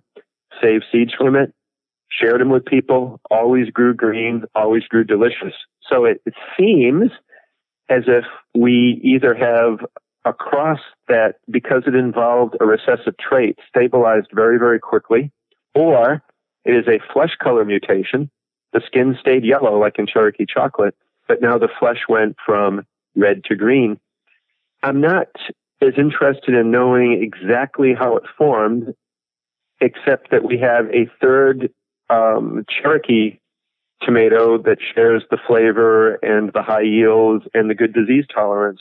And interestingly, that fellow I told you about, Alex Hitt, who was the first one to make a name for himself here growing Cherokee Purples back in the early 90s, that is now the favored green flesh tomato amongst a lot of the chefs and farmers markets in North Carolina. So I've been, the Cherokee triumvirate has been pretty fortunate for me in terms of allowing me to discover some really great surprises.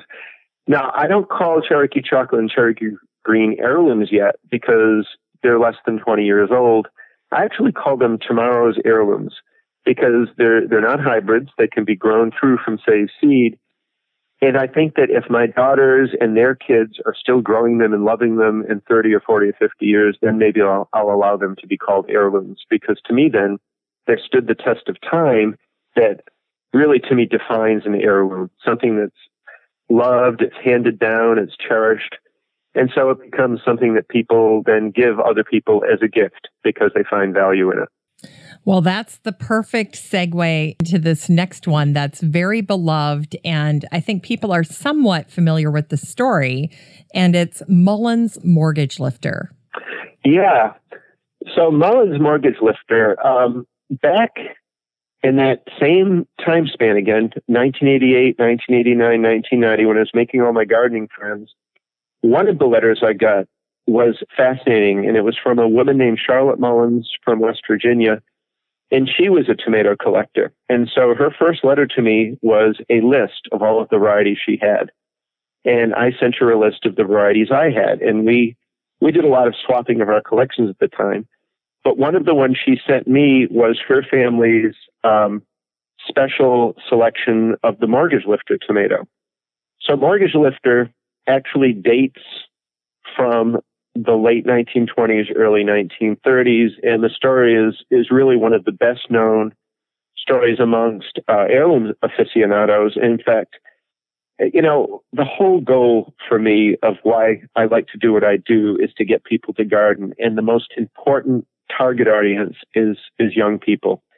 A lot of the Seed Savers Exchange core group is quite elderly because they discovered the organization in the 80s. And it's all about replacing ourselves. Even me in my early 60s, what's important to me is that my children garden and their children garden and everybody gardens. But if you can bring people into your yard and you're growing a Mortgage Lifter and they ask about it, they'll say, wow, that's a huge tomato. And you can say, yeah, you want to know about that? Let me tell you the story. And you can tell them that there is a fellow named Mr. Biles who lived in West Virginia, and his goal was to create a big tomato. And the fact that he used a baby ear syringe to squeeze pollen around the plants, and he worked at it for years. And at the end, he got this beautiful 2 to 3 pound tomato, and people from miles around heard about it. And he was selling plants for $2.50 a piece back in the 1930s, and he paid off the mortgage to his house. I mean, that's a great story. And so the kids may go, wow, can I taste it? And they taste it, and then you give them some seeds. And their mom and dad plant the seeds with them, and they grow their own Mortgage Lifters. This is how we grow new gardeners, by using the wonderful stories that are attached to these varieties that are just absolute treasures that we've got to keep going. So now there's one other little interesting tidbit about the Mullins Mortgage Lifter, and that when I planted her seeds, one seedling came up with this weird chartreuse-colored foliage. And it turns out that it's just a different colored leaf. It's a mutation to give it a bright green leaf. And if you grow just that plant, you get the enormous big Mortgage Lifter tomatoes. And if you save seeds from it, all of your seedlings have chartreuse foliage.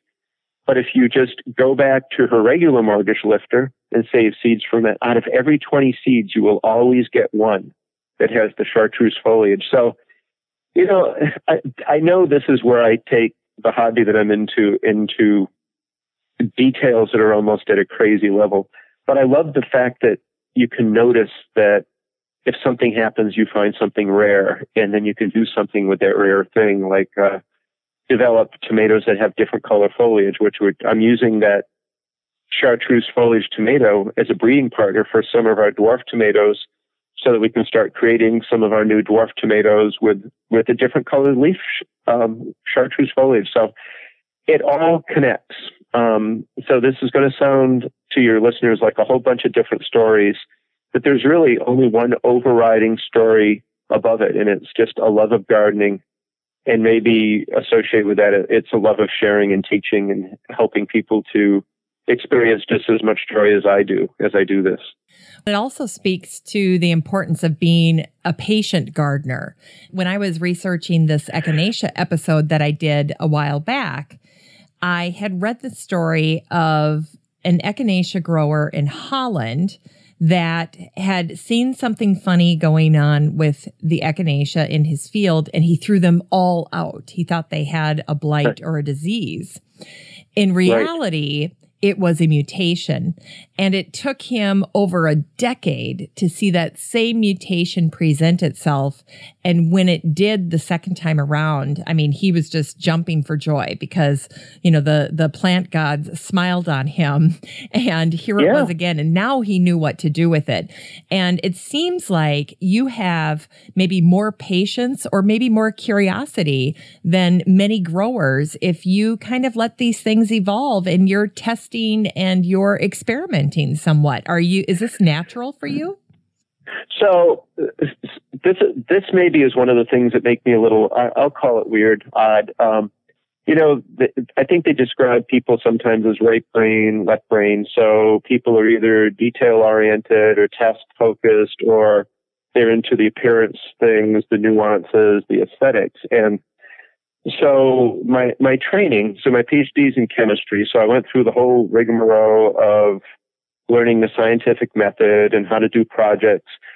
And it's not so much that I had a passion and love of chemistry because, you know, it led to my career that I did, but I never loved it like I love gardening. So what I had is a life with parallel tracks where I'm doing the chemistry and the science thing because it was putting food on the table. But then parallel to that, I was doing the gardening and the heirloom gardening and the seed saving because it fed my passion and it made me happy and fulfilled. And then when I got to retire, that was back in 2007, and focus fully on gardening. So it's gardening, it's amateur plant breeding, it's writing and blogging. I get to meld the two. And so when I garden, I tap into the detail science part of my brain. So when I look in my garden, it really is a laboratory for me where I can run experiments. And every garden for me has a series of little projects. I'm either dehybridizing a pepper, or I'm dehybridizing an eggplant, or I'm stabilizing a new hot pepper, or I'm looking at furthering along some of our dwarf tomatoes and getting that breeding project going, or trialing heirlooms, all of these different projects. So what I need for that is some discipline, to be able to observe differences and collect data. And so I have lots of Excel spreadsheets and lots of pictures, and I like to analyze what goes on. But the other part of it is the aesthetic part. I love the colors and the history and the stories and the flavors. So gardening to me is kind of a perfect storm where I get to use both, where the information that I love to seek, because I love information and knowledge, to combine that with the aesthetic part of the fact that we can eat these and we can cook creatively with them and preserve them. And I can put 10 tomatoes on a plate and I can run them the gamut from so tart and make your tongue curl to so sweet you feel like you need to wash your mouth out afterwards because they're like candy, and everything in between. And, you know, so my wife quilts, and I like to help her when she's looking at laying out, because I have a good eye for color and what colors go together. And so it's, you know, I've been called weird by lots of people. You can do it too. It's all right. Well, Craig, I tell you what, I'm married to a Kimmy, so I know all about the left brain, right brain dynamic. Yep. And I always tell my husband, I'm like, you need me. I'm going to help you get in your right brain. That's my little saying to him. Well, let's talk about Green Giant. I loved your description of this tomato. Yeah, so Green Giant came to me, what the internet has provided.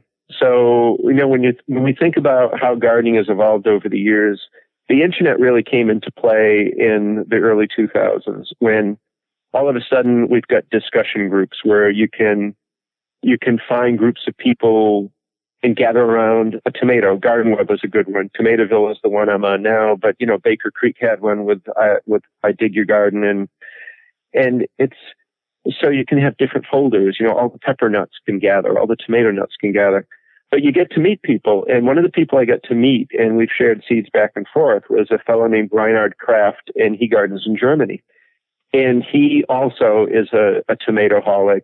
He has a website where he has them alphabetized and has pictures of everything he grows. And so you look at the pictures. And one day I was looking through and seeing what has he got in terms of something that I've not grown before. And this is purely morphology. You look at the leaf shape, you look at the fruit shape and the fruit color. What type have I not grown before? So one day I saw this tomato, and it looked like it was green when ripe, and it looked like it had potato leaf foliage. So I sent him an email, and he said, "Oh yeah, that's a variety called Green Giant." And I think, and it's still a little bit fuzzy, the exact genealogy and history of the tomato, but it could be an offspring, strangely, of Lillian's yellow heirloom. So he sent me some seed. It's a vigorous, very tall growing potato leaf plant with these monstrous, smooth green tomatoes. Now, Cherokee green, the skin turns yellow when it ripens, so it has a picking indicator. It tells you when it's ripe. Aunt Ruby's German Green and Green Giant are different in that they're clear skinned. And so the only way you can tell when they're ripe is the greenness of them takes on a slightly different character that once you see it, you've got it, but it's tricky. But if you look at the bottom of the fruit, the blossom end, there will be a very pale pink blush. Now, I told you about the pink blush with Lillian's yellow. Green Giant does it as well. So I grew it the first year thinking, this is just going to be a really interesting looking tomato.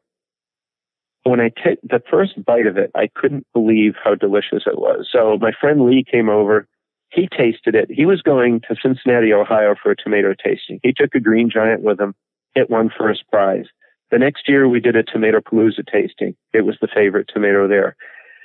So as I'm talking to you and telling you this story, it makes sense to me that Green Giant could very well be related to Lillian's yellow heirloom in that it carries the same incredible excellence, intensity, and complexity of flavor that puts both of them well up into my top 10.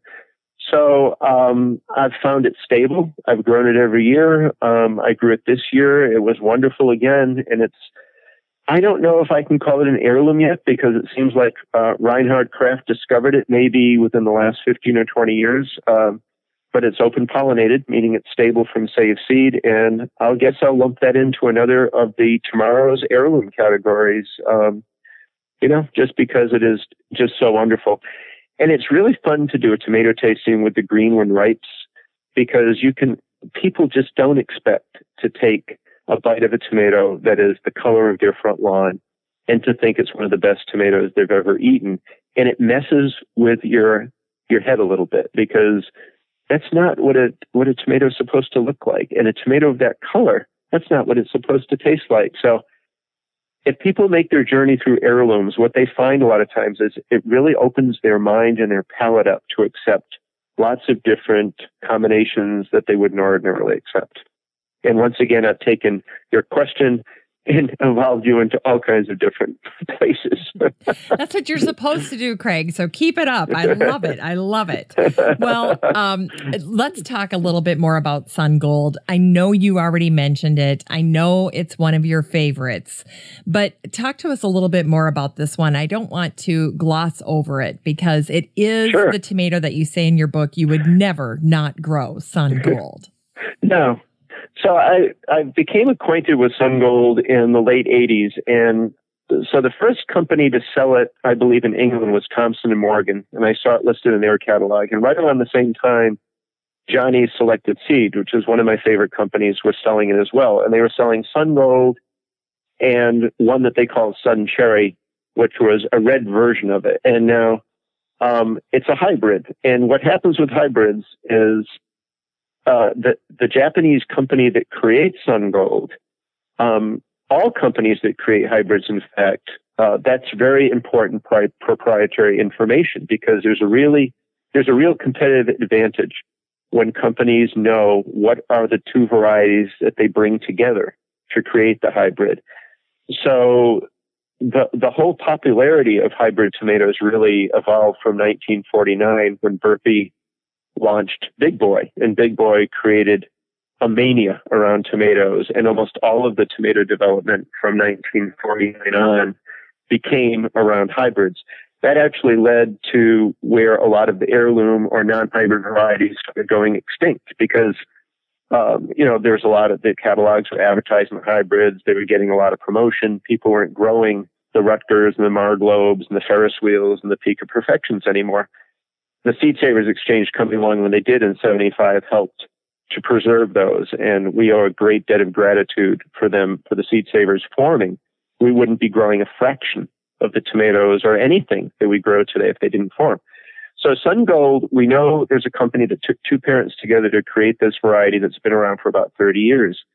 We know that it's orange. It produces well. It cracks easily, so that if you're growing a tomato plant that's a Sun Gold, and you know it's going to rain or you're about to water, pick them when they look like they're a pretty ripe color, because once you water them or once it rains, they'll all pop like little balloons, and then they get very perishable after that. What makes Sun Gold particularly unique is it has a flavor that no one really knows how to accurately describe, but it is quite unique. And I know the early catalogs described it as a tropical fruit flavor. I don't know if I would use that, except to say it tastes like Sun Gold, and Sun Gold tastes like no other.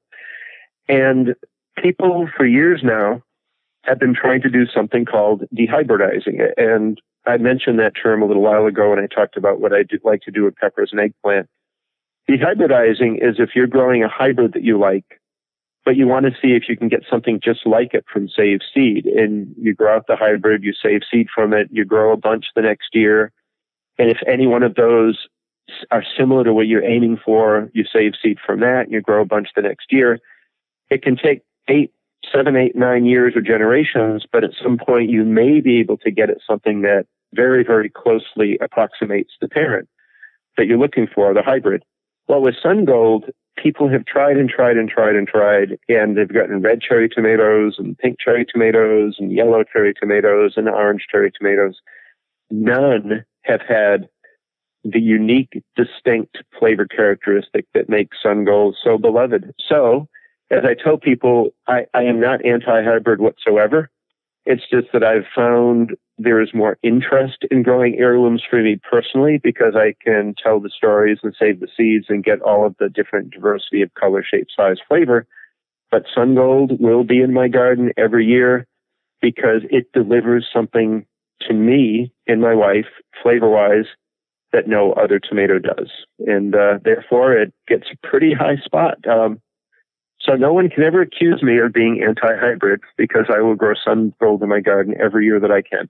Well said. Well said. And the hybridized people are clapping right now and appreciating that, and when you have a love for something that really is boundless, I think you're more open to that. You're not persnickety about tomatoes in that sense. There were two that you shared in your book that I loved the history of, and you did a great job of sourcing really old advertisements and different things that were showing, just the sense of history with these. And the two, of course, that I'm talking about are Ferris wheel and Abraham Lincoln. Yeah. So those were part of my phase 2 in my tomato passion. So phase 1 was family heirlooms. And then once I realized that I had really seen quite a lot of what is out there in terms of colors, sizes, and flavors and shapes, I then turned my eyes towards trying to locate varieties that my grandparents may have grown. And the reason that became such a special journey for me is because I, in many ways, owe my love of gardening to my grandfather. He had his name was Walter Gibbs. He had a big garden behind his house in Pawtucket, Rhode Island.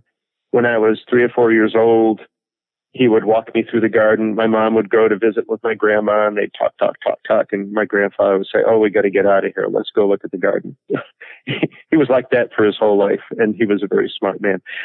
But, when you walk into a place that has the good, rich earth and dahlias that are twice as tall as you are and 6-foot-tall tomato plants, you start thinking, even in a young age, this looks like something that's really fun to do, or at least I did at the time.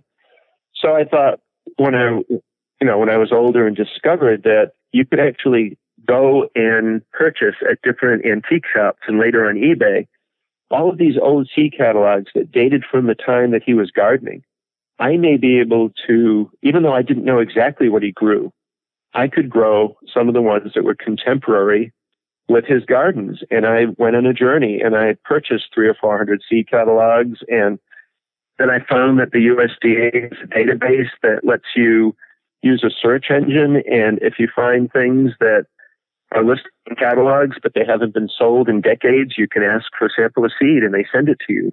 And then you can grow it. And then if you love it, you can make it available again by sharing it with other seed companies. Now, so I did that with a couple of hundred varieties. I think I pulled maybe 200 or 300 varieties out of the USDA, and many of them, maybe no one had seen them growing in a garden in decades. So it was a lot of fun to rediscover that. But sometimes you pick one out that just has a funny name. And when I saw the name Ferris wheel come up in the search engine, I knew it was from the 40s at least, but I didn't know anything about it. So I just asked for the seed. This is part of my growing the weird thing again, just for the heck of it. So I grew it, and I got this wonderful big pink tomato with green shoulders. It looked a lot like another North Carolina heirloom named German Johnson, but it tasted almost like a Brandywine. So it was excellent. Then I collected a catalog that indicated that it dates from the late 1890s. And I realized, how lucky is that to just serendipitously pull a tomato out because you like the name, and it turns out it's historically significant. And you get this beautiful catalog image showing the Ferris wheel drawn with the tomato, and you realize people must have loved this tomato. But then when Burpee came out with Big Boy and Better Boy and Ultra Boy and all of these new things come out, Ferris wheel went in the back burner, and then the companies stopped selling it in their catalogs, and then people just forgot about it, and everyone who grew it passed on. Abraham Lincoln is a slightly different story in that it was considered the premier release of the Buckbee Seed Company in 1923. Big 1 pound red tomato, but the catalog said something interesting. Growing on a plant that has unique bronze-tinged foliage. So I went in a search for that, and I ordered Abraham Lincoln from many seed companies. I got it out of the USDA, and it turns out that whatever was unique about that tomato when it was first offered in 1923 has become lost in the intervening years. And as far as I know, and if anybody listening to this has them, I would love to have the bronze foliage colored, large fruited, 1 pound red Abraham Lincoln.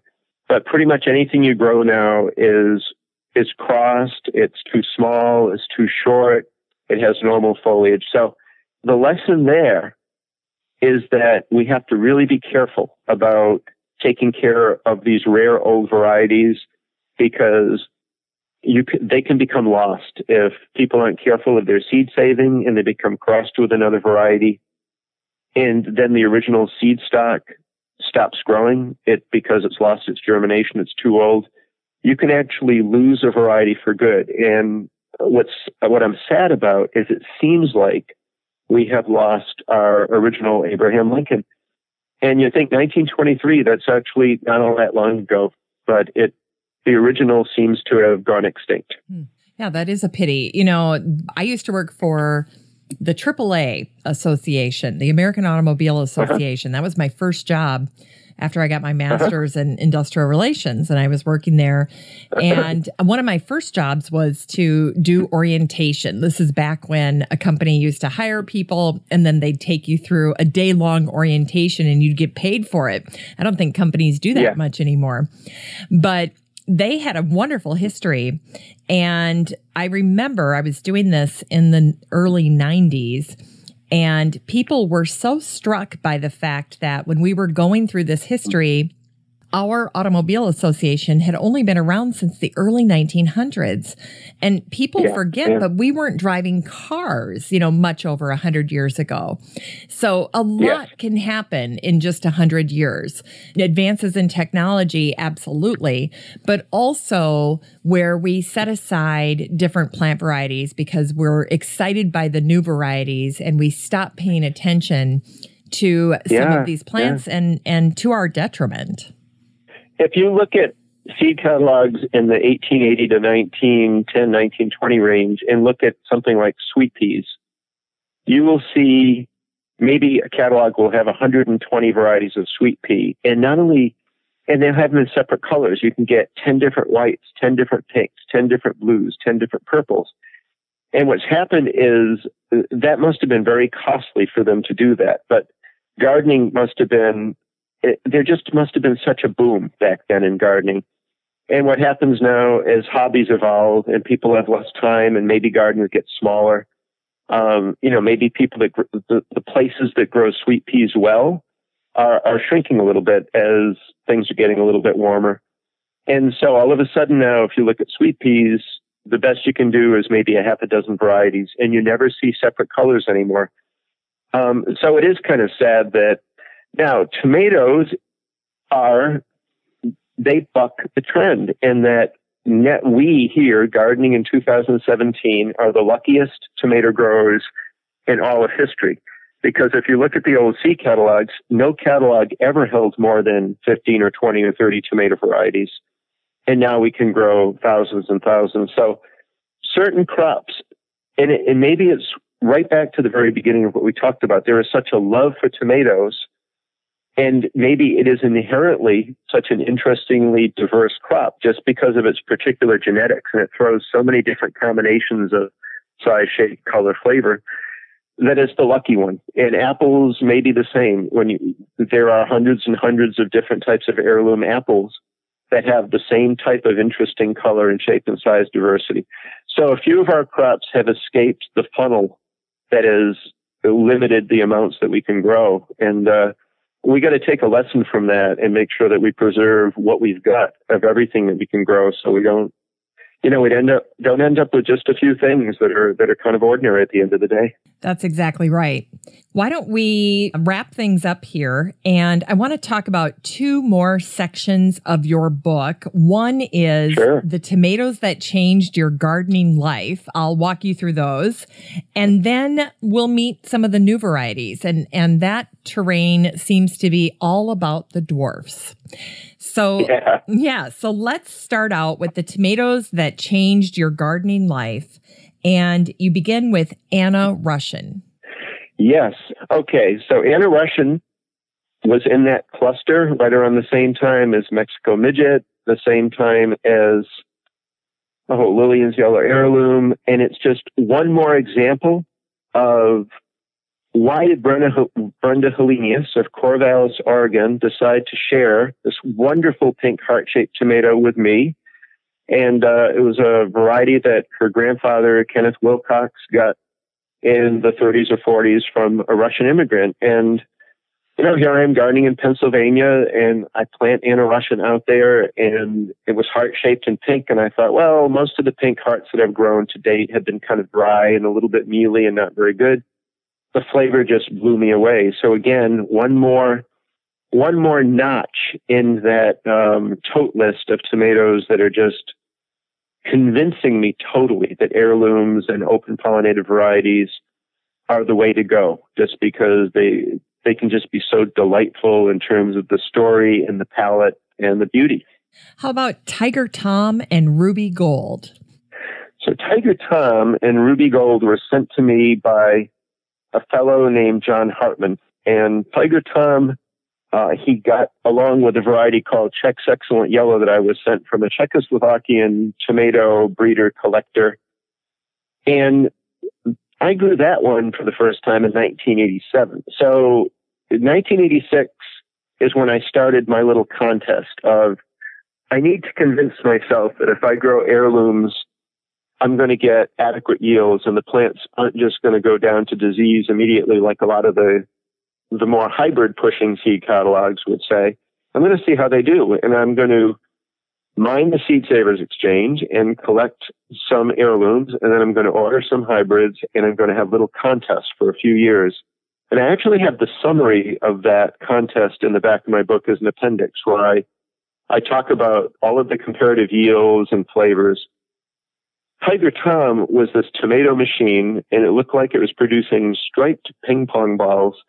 And for people that claim that they're looking for that acidic, tart tomato of their youth, grow some Tiger Tom, because it will curl your toes. And it has such a nice, tart bite to it.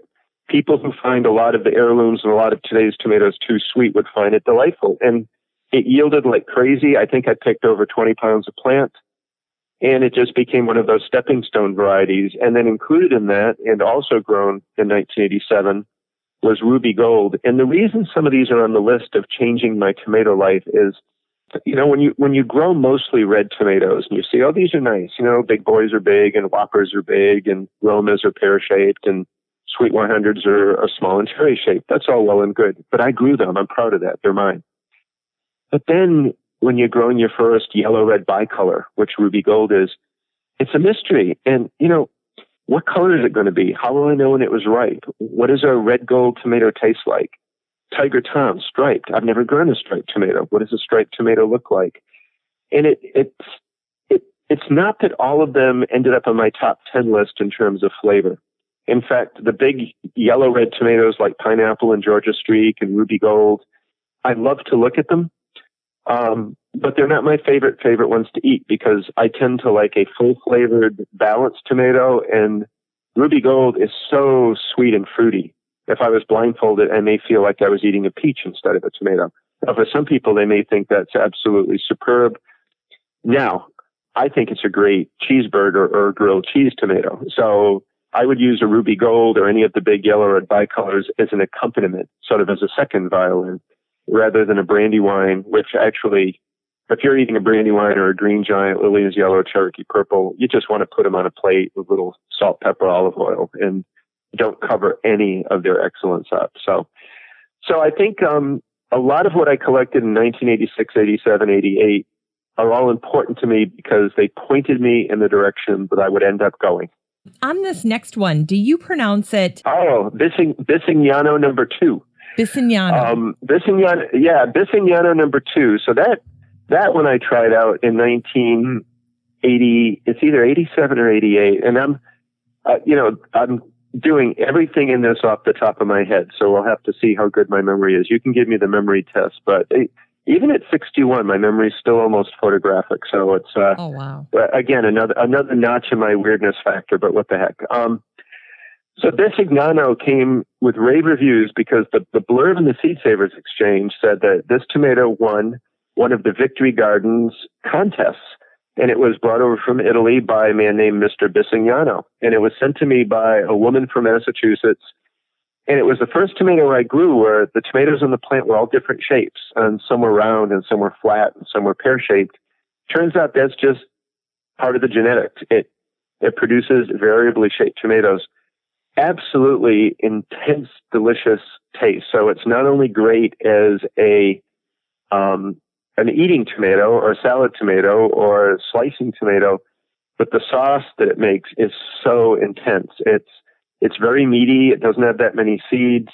And so it cooks down very quickly into a nice sauce or a paste. So again, as you can tell, I kind of not only have a story for every tomato, but I have the ideal use attached to it in my head. I look at it and I'm like, this is exactly what I want to use this tomato for. And this is what makes your insight invaluable, because it's one thing to grow it. It's another thing to know what to do with it after you've got it. How about Polish? Polish. So Polish was sent to me by this really wonderful man named Bill Ellis, who used to teach history, and he still may do it at State College, Pennsylvania. I actually only spoke to him a few years ago. And so the first year I got Brandywine, I got a version of it that didn't taste very good. I got it from a company that must have used a seed source that wasn't true. I didn't think much of it. But the same year I got the Brandywine that didn't taste like it should be. I got this Polish from Bill Ellis, and he got it from a woman in Cunningham, Pennsylvania, claimed that it hailed from Poland, but it had this enormous potato-shaped leaves. It just grew different than Brandywine. It produced like crazy. I think I must have harvested 25 or 30 pounds of fruit. But Polish probably was the first non-red tomato that knocked my socks off flavor-wise. So once I got a real good strain of Brandywine, that I would say that is maybe a tick more intensely flavored than Polish, but Polish is absolutely superb. So I like to tell people Nepal was maybe the red tomato that got me into moving away from hybrids in the first place. And Nepal was a red that I got from Johnny's in 1986 and started me down this path. But Polish was probably my first favorite heirloom tomato, where I thought tomatoes can taste just incredibly better than even beyond my imagination. There are two yellows in this section that you say changed your life. The first is yellow white, and the other one is hues. Yes.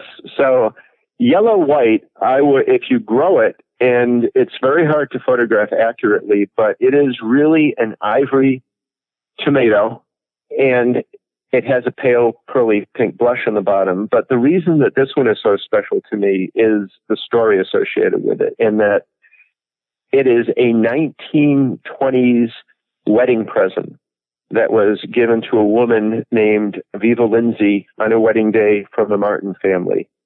And so that is a story that I actually love to tell my audiences when I go out and do a talk, because when you think of contrasting that to life today and, registering with some big company, some big department store for people's wedding gifts, and I think, what would someone say today if, they're up in the altar and here's your wedding gift and they open it, it's a packet of 10 seeds of a white tomato.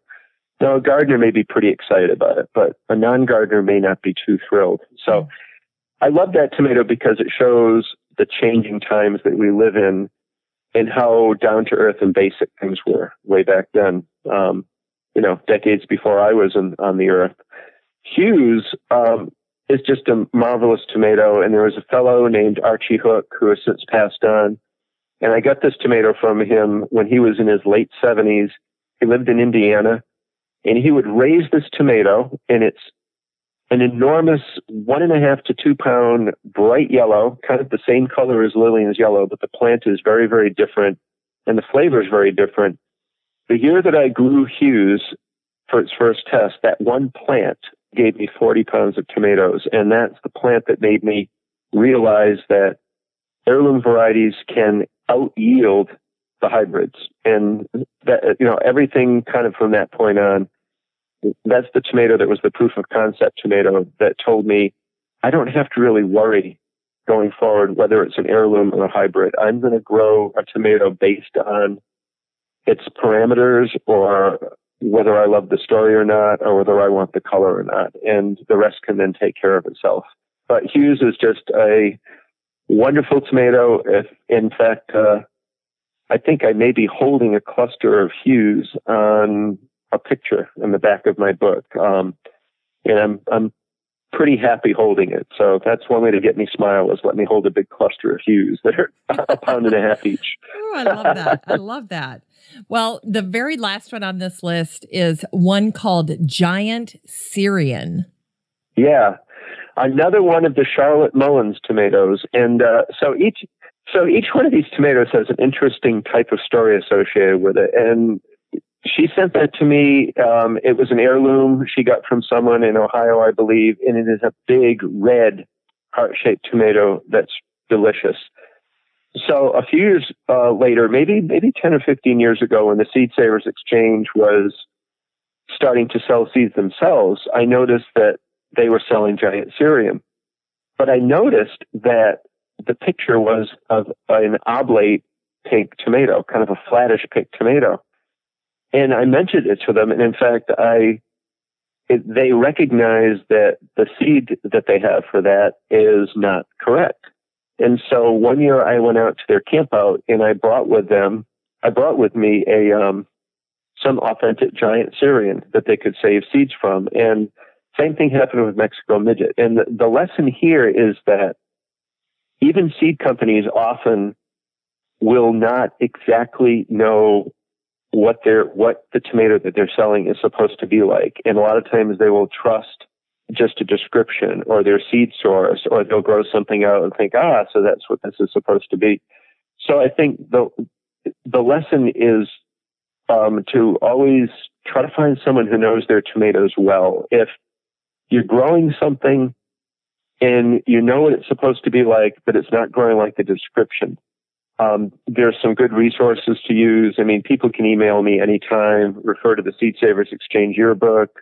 There's a great website called Tatiana's Tomato Base, which is essentially a tomato wiki.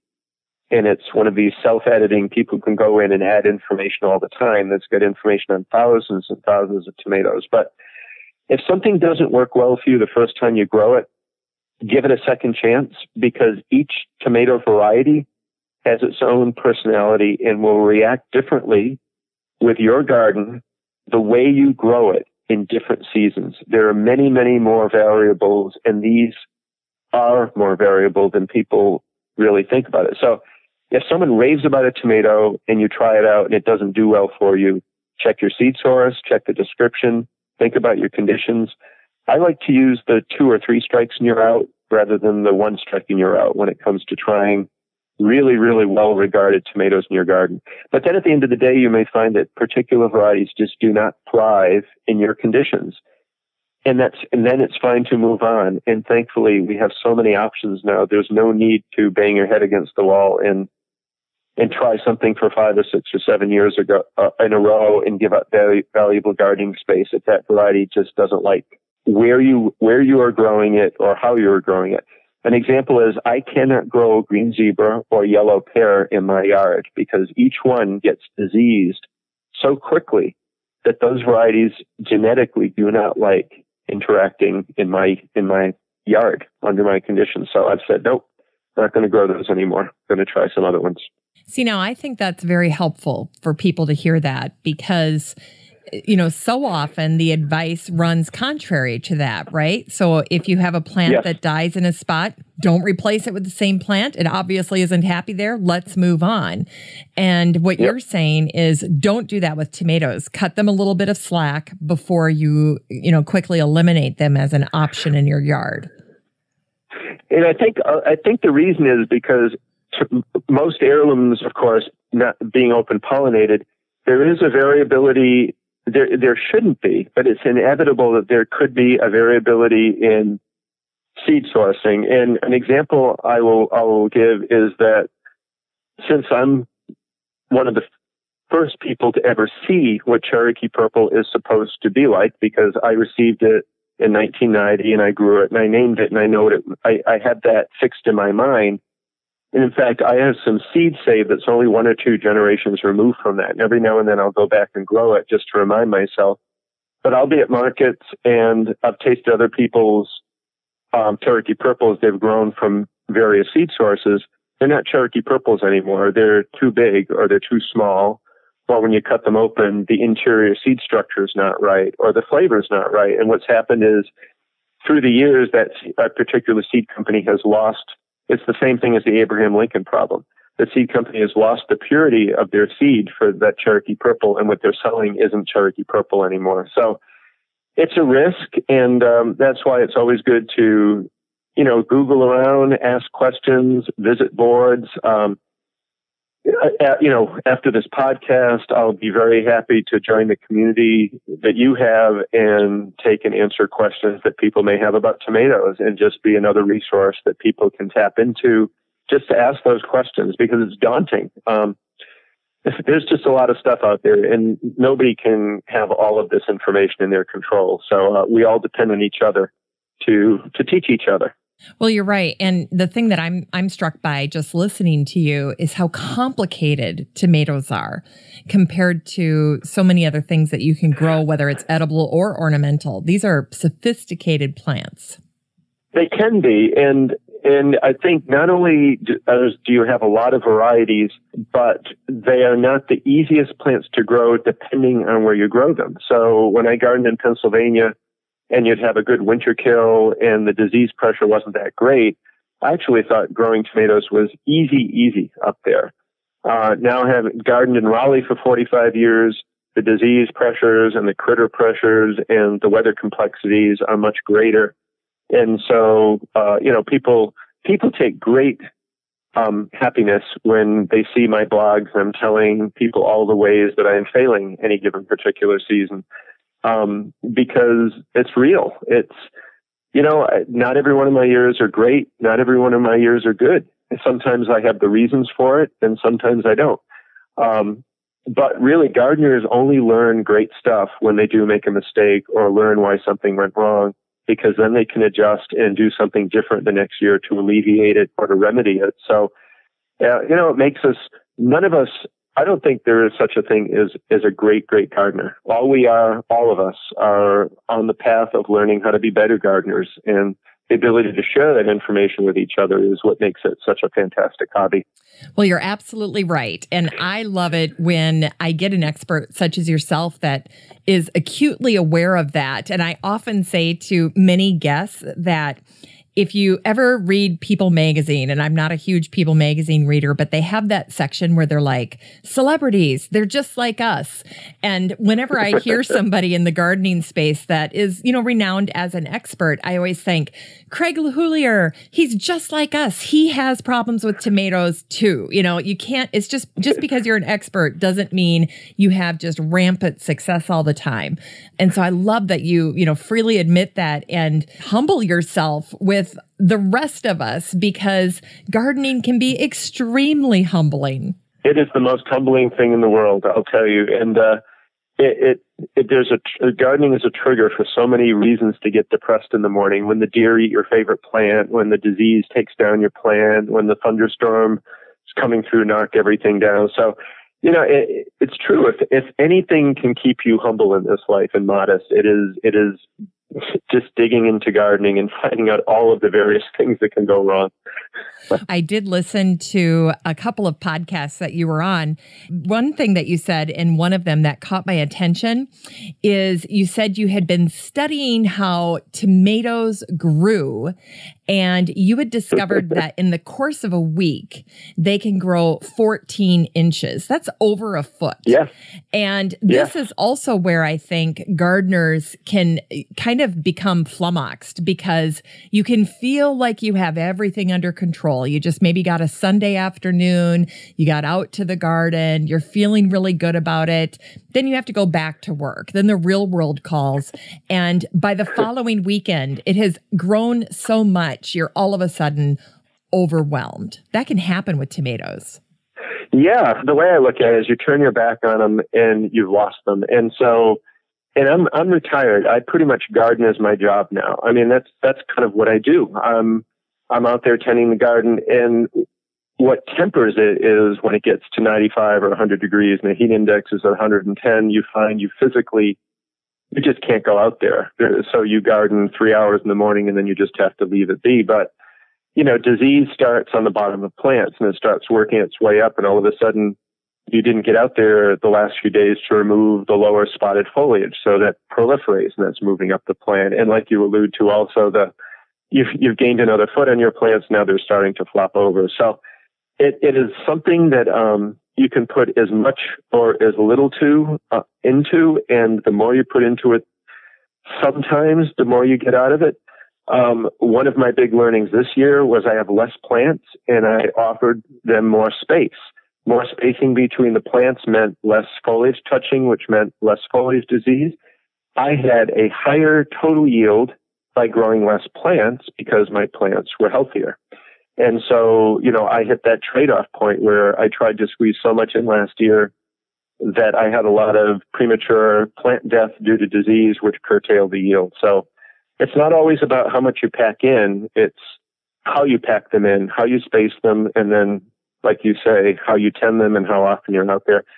The other thing you probably heard me say, that's another podcast, it's one of my favorite things to think of, is I think the happiest gardeners are more focused on enjoying the journey and a little less focused on just the destination. So if you get to the end of the year and you haven't canned all of the quarts you want, or you haven't picked all of this or that, but you've gotten exercise and you've heard the birds sing and you've spent beautiful days outside and you have a sense of accomplishment and all kinds of wonderful pictures and things you've learned along the way, that's a really successful garden. And it's not even tied into what you picked at the end of the year. It's picked into the overall gardening experience that you got to enjoy all of those days that you did it. That's exactly right. And, I interviewed Martyr Mcdowell, the author of All the President's Gardens, and she's come out with her new book about the world of Laura Ingalls Wilder, and she's talking about the plants of the prairie. But one of the things I love about talking to Marta, is that she had this entire career as a programmer before she ever started becoming a garden writer or teaching classes in horticulture. And Marta always says, every time I talk to her, she'll say, no experience in life is wasted. And I think that's really what you're saying here, is that whether you have success or whether you fail, you've still gleaned something from this. And in your case, that's helped you so often appreciate when you see these variations or when you see trends happening among your plants, and you've grown thousands and thousands. That means you've had thousands and thousands of failures too. Oh yeah, it's been really special. And I was just thinking, I think I did a blog the other day where my peak harvest is mid-July to mid-August with a little bit in the fringe. So that's 1 out of 12. So we're actually picking and eating and processing and seed saving tomatoes for 8% of a calendar year. That's pretty concentrated. So the rest of that time, you're gardening, but what you're doing is you're planting and you're pruning and you're feeding and you're watering and you're seeding. And so, well, you're learning, you're doing research. So if you realize that only 10% of the year is going to be, roughly speaking, the time of your harvest, it means, you better enjoy the rest of it. You better get a kick out of the journey, because that's what you're going to spend most of your time doing is leading up to the grand finale. And the grand finale is when you've got your counter covered with 50 pounds of tomatoes and you don't want to eat anymore, but you don't want them to go to waste. It's like, what do I do with all these tomatoes? You make salsa, you roast sauce, you visit the neighbors. Tomatoes are much easier to give away than zucchini. That's for sure. Oh, that is for sure. Yeah. Well, and you never hear someone saying, gee, I need a new tomato recipe, in the same way you do with eggplant or zucchini or squash. Yep. Exactly. Yep. It's true. Well, let's talk about the new frontier. Let's jump on the Enterprise with you and go where few people are going, but you know all about. Take us to Dwarfland or wherever we're headed, and give us a taste of what's coming and how listeners can be maybe a little bit more tomato forward than their neighbors who are still growing heirlooms and hybrids. What's on the horizon? So the idea for this came back in, I'd say, all along when we've been selling seedlings. And we've been selling plants in Raleigh since the late 90s. The main question often is, what do you have that grows well in a pot? Or what do you have for a plant that tastes good, but it's not going to grow a foot a week? It's people who love the indeterminates, heirlooms, but they don't love the fact that most of the heirlooms are indeterminate and grow all over the place. So, I was thinking about that a lot, and the answer was not a whole lot, because determinate varieties, there aren't as many, there's not as much diversity, they don't taste as good. And there were a very few dwarf stature tomatoes. It is a distinct genetic type. And how I think about them, dwarf varieties they're like indeterminates, but they only grow at half the vertical rate. So if you've got an 8-foot Cherokee Purple at the end of the year, your dwarf variety will only be 4 feet tall. So, but you can have the great flavors and the diversity of sizes and colors, or potentially you could. So I met a friend on Garden Web who liked to do plant breeding. We batted this around, and we had a clue from a catalog that talked about a variety called New Big Dwarf and how they did it. They crossed Ponderosa, which is a big pink tomato, with a smaller dwarf tomato, Dwarf Champion, and they ended up with a dwarf with big pink fruit. Well, I got New Big Dwarf out of the USDA and grew it, and it was really good. The reason no one took it further is because no one had the diversity of heirlooms to use as crossing partners. So the time to do this project was perfect, because you want to enlarge the number of gardeners, and to do that, it meant you want to introduce container gardening to people, varieties that will do well in containers so they can garden on their deck or patio or wherever. And so Katrina was doing some crosses, and I assembled a team. And I guess you could just say that what's happened is between 2006 and 2017, over 300 people have had their fingers in this project. In almost every state in the United States, someone has been involved, several countries around the world. And the whole goal of the project was to create something together make it stable so that people could save seed from it. So again, we're creating tomorrow's heirlooms. But then once we have something really good, we'll just give it to a seed company, because we wanted this to be open source, altruistic, and just fulfilling the needs of gardeners. And we now have 70 varieties in various seed catalogs that we just pretty much developed and gave away. And some of them are amongst my very, very favorite varieties. And we cracked the nut of the large, different colored heirloom slicing varieties. And we now have big purple ones, brown ones, green ones, white ones, yellow ones, bicolors. We have some heart-shaped ones in different colors. And the focus of the project now, which continues on, is dwarf growing cherry tomatoes and dwarf growing paste tomatoes. And so, there's always opportunities for people to become involved. They can just drop me an email and we can roll people in. My next book, I want to write about how we did this, because it's really no breeding project has ever been carried out in the way that we carried it out, where it's pretty much out in the open, using all amateurs or volunteers, and at the end of the day, not expecting a cent from it, except the satisfaction of creating a variety that will live on and people will find of use. And it's been a lot of fun. One company in particular, Victory, strives to carry all of our releases. They're out in Oregon. There are other companies, Sample Seed Shop, Tatiana's Tomato Vase, Heritage Seed Market, Fruition Seeds, that are starting to jump on the bandwagon now and are starting to offer more of them. And I know we have at least another 10 or 15 we hope to release within the next few months, and we'll be looking for other smaller seed companies. The reason we want to pick smaller seed companies to do the releases is we want to give smaller companies chances to compete with the big ones. And if we give smaller seed companies something they can't get from anywhere else, then it gives them a little bit of a leg up. And of course, once they offer it, anybody can get it and save seeds from it, and other companies can jump on. But it's just that release. We want different companies to have the chance to do a feature. So, it's people can read about it on my website and click the projects link, or find the varieties. If you just search Dwarf Tomato Project, it has its own website. But it's been a lot of fun, and it continues to offer surprises. One of the ones we've got is a dwarf growing paste tomato that's 10 to 12 ounces, red with gold stripes, and utterly delicious. But it's only in the third or fourth generation, so it's going to take 3 or 4 more years until that one's ready to go. But people could jump in and start playing with us about it and, try it out and see what they think. I love that. And in your book, you talk about this yellow variety called Dwarf Mr. Snow. That's a cool name. And then Rosella Purple. Yeah. So Mr. Snow came about.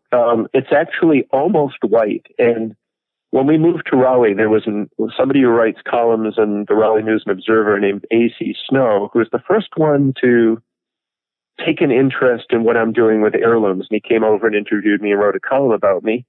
And his hair is white, and his name is Snow. And we had this nice white tomato. And I thought, let's name a tomato after him. And then he wrote a column not long after that saying that this tomato is the first thing that anyone has ever named after him. So we've had a nice little back and forth about it. Wonderful tomato, 10 to 12 ounces, potato leaf, dwarf stature plant, just utterly delicious. And then Rosella Purple is essentially just like a dwarf growing version of Cherokee Purple, 10 to 14, sometimes up to a pound, purple tomatoes, utterly delicious flavor. And I'm trying to think, that came out of the Sleepy family. And when we did the crosses, we ended up using the original 7 dwarfs names from the movie. But because we've done 90 crosses, we ran out of those names quickly. So we've had to go into weird places. We've got a Sleazy family. We've got we've gotten creative with our names, believe me.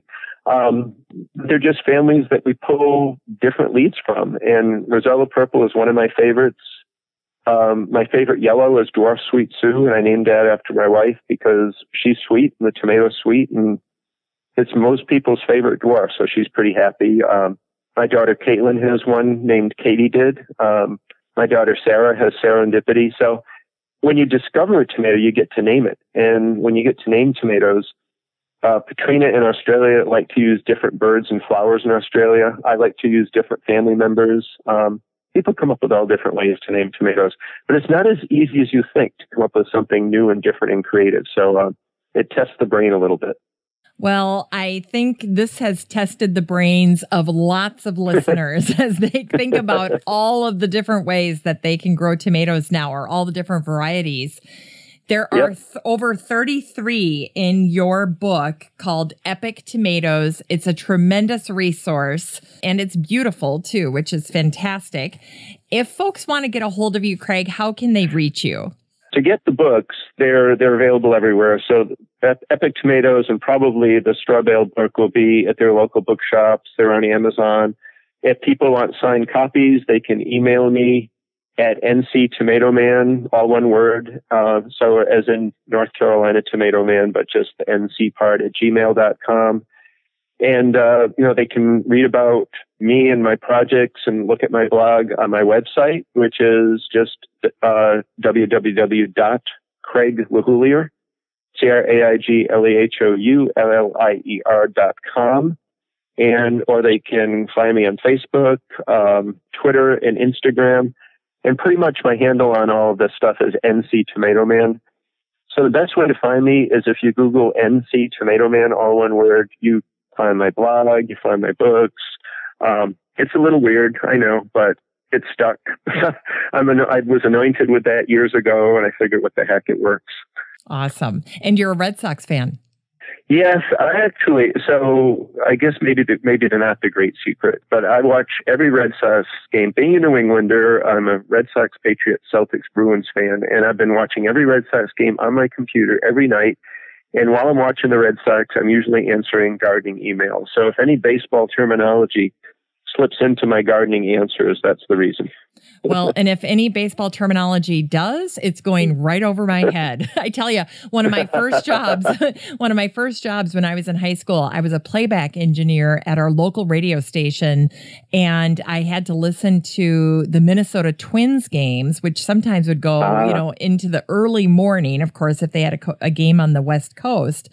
But my husband, Phil, is a huge sports fan.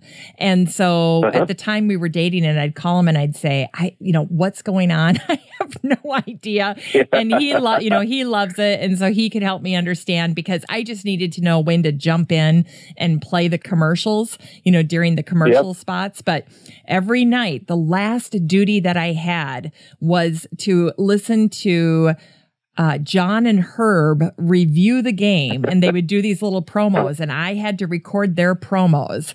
And so that's my little connection to baseball, and whatever knowledge I gained during that time, I have since lost. Yeah. Well, Craig, thank you so much for being on the show today. This was truly a treat to talk to someone who's so knowledgeable and so passionate about tomatoes. That doesn't happen every day. And I'm thrilled that you'll be in the listener community. I'm sure that people will be asking about different varieties that they've heard about. And I know you love to answer those questions. So thank you so much. I do. Well, thank you so much. It was a pleasure meeting you, being on the show. And I just look forward to hearing from people, and however our paths cross in the future, I look forward to it. Well, that's it for our show today, featuring epic tomato varieties with Craig LeHoullier. I hope you enjoyed learning all about the different tomato varieties that Craig featured on today's show. Did you get your list made? I know I've certainly got some ambitious goals for next summer. Anyway, once more, a big thank you to Craig for sharing his expertise with us and for following his passion so far down the road and never giving up. I mean, what would the world of tomatoes look like today if Craig didn't go all in on tomatoes? He just kept going. So thanks for that, Craig. I'm so thankful to my team at Podfly Productions. I want to thank my editor, Eric Begay, Ayn Kadena, my copywriter, and David Gregerson, my project manager. And just a reminder that I'll have all of the generous information that Craig shared today over on my website at 6footmama.com. That's the number 6, FTMAMA.com. MAMA.com. And when you get there, just click on podcast and it'll connect you to all of the episodes for the show. I'd also like to thank the women that make up my listener advisory board. Beth Engel, Beth Gardens in Illinois. She works at Griffin, a national brokerage firm and one of the finest companies in horticultural service. And Beth is also a board member of the PPA, the Perennial Plant Association. I'd like to thank Denise Pugh. Denise gardens in North Mississippi and is a contributing writer to Mississippi Gardener magazine. Amy Von Atchen, Patricia Chandler Newport. Patricia is the owner of Backyard Urban Gardens out of Kego Harbor, Michigan. Deb Gibson and Peggy Ann Montgomery. Peggy Ann is the brand manager at American Beauty's Native Plants, and she was featured back in episode 553, where we talked all about native plants and how you can incorporate them into your garden. Well, you guys, by the time this show airs, it's the end of September. October is closing in. And you know what that means? We need to get out to our gardens and we need to take care of all the stuff, all of the things that we want to get addressed before next year, before winter closes in on us. So don't stop short this year. Get out there, do what needs to be done. I know I want to power wash a ton of stuff outside and just get it super clean before winter hits. I've got containers I want to attend to, and I've got some beds that I'm actually just going to mow down. So I'm going to have my son come out with the weed whipper and help me take down a lot of that plant material that I don't want for next year and do the work now so that those beds are ready for spring. So don't give up. Don't stop short. Get out there. Get done what needs to be done. Have a great week, everyone. Still Growing with Jennifer Ebeling is a 6footmama.com production made in lovely Maple Grove, Minnesota. Still Growing is a weekly gardening podcast dedicated to helping you and your garden grow.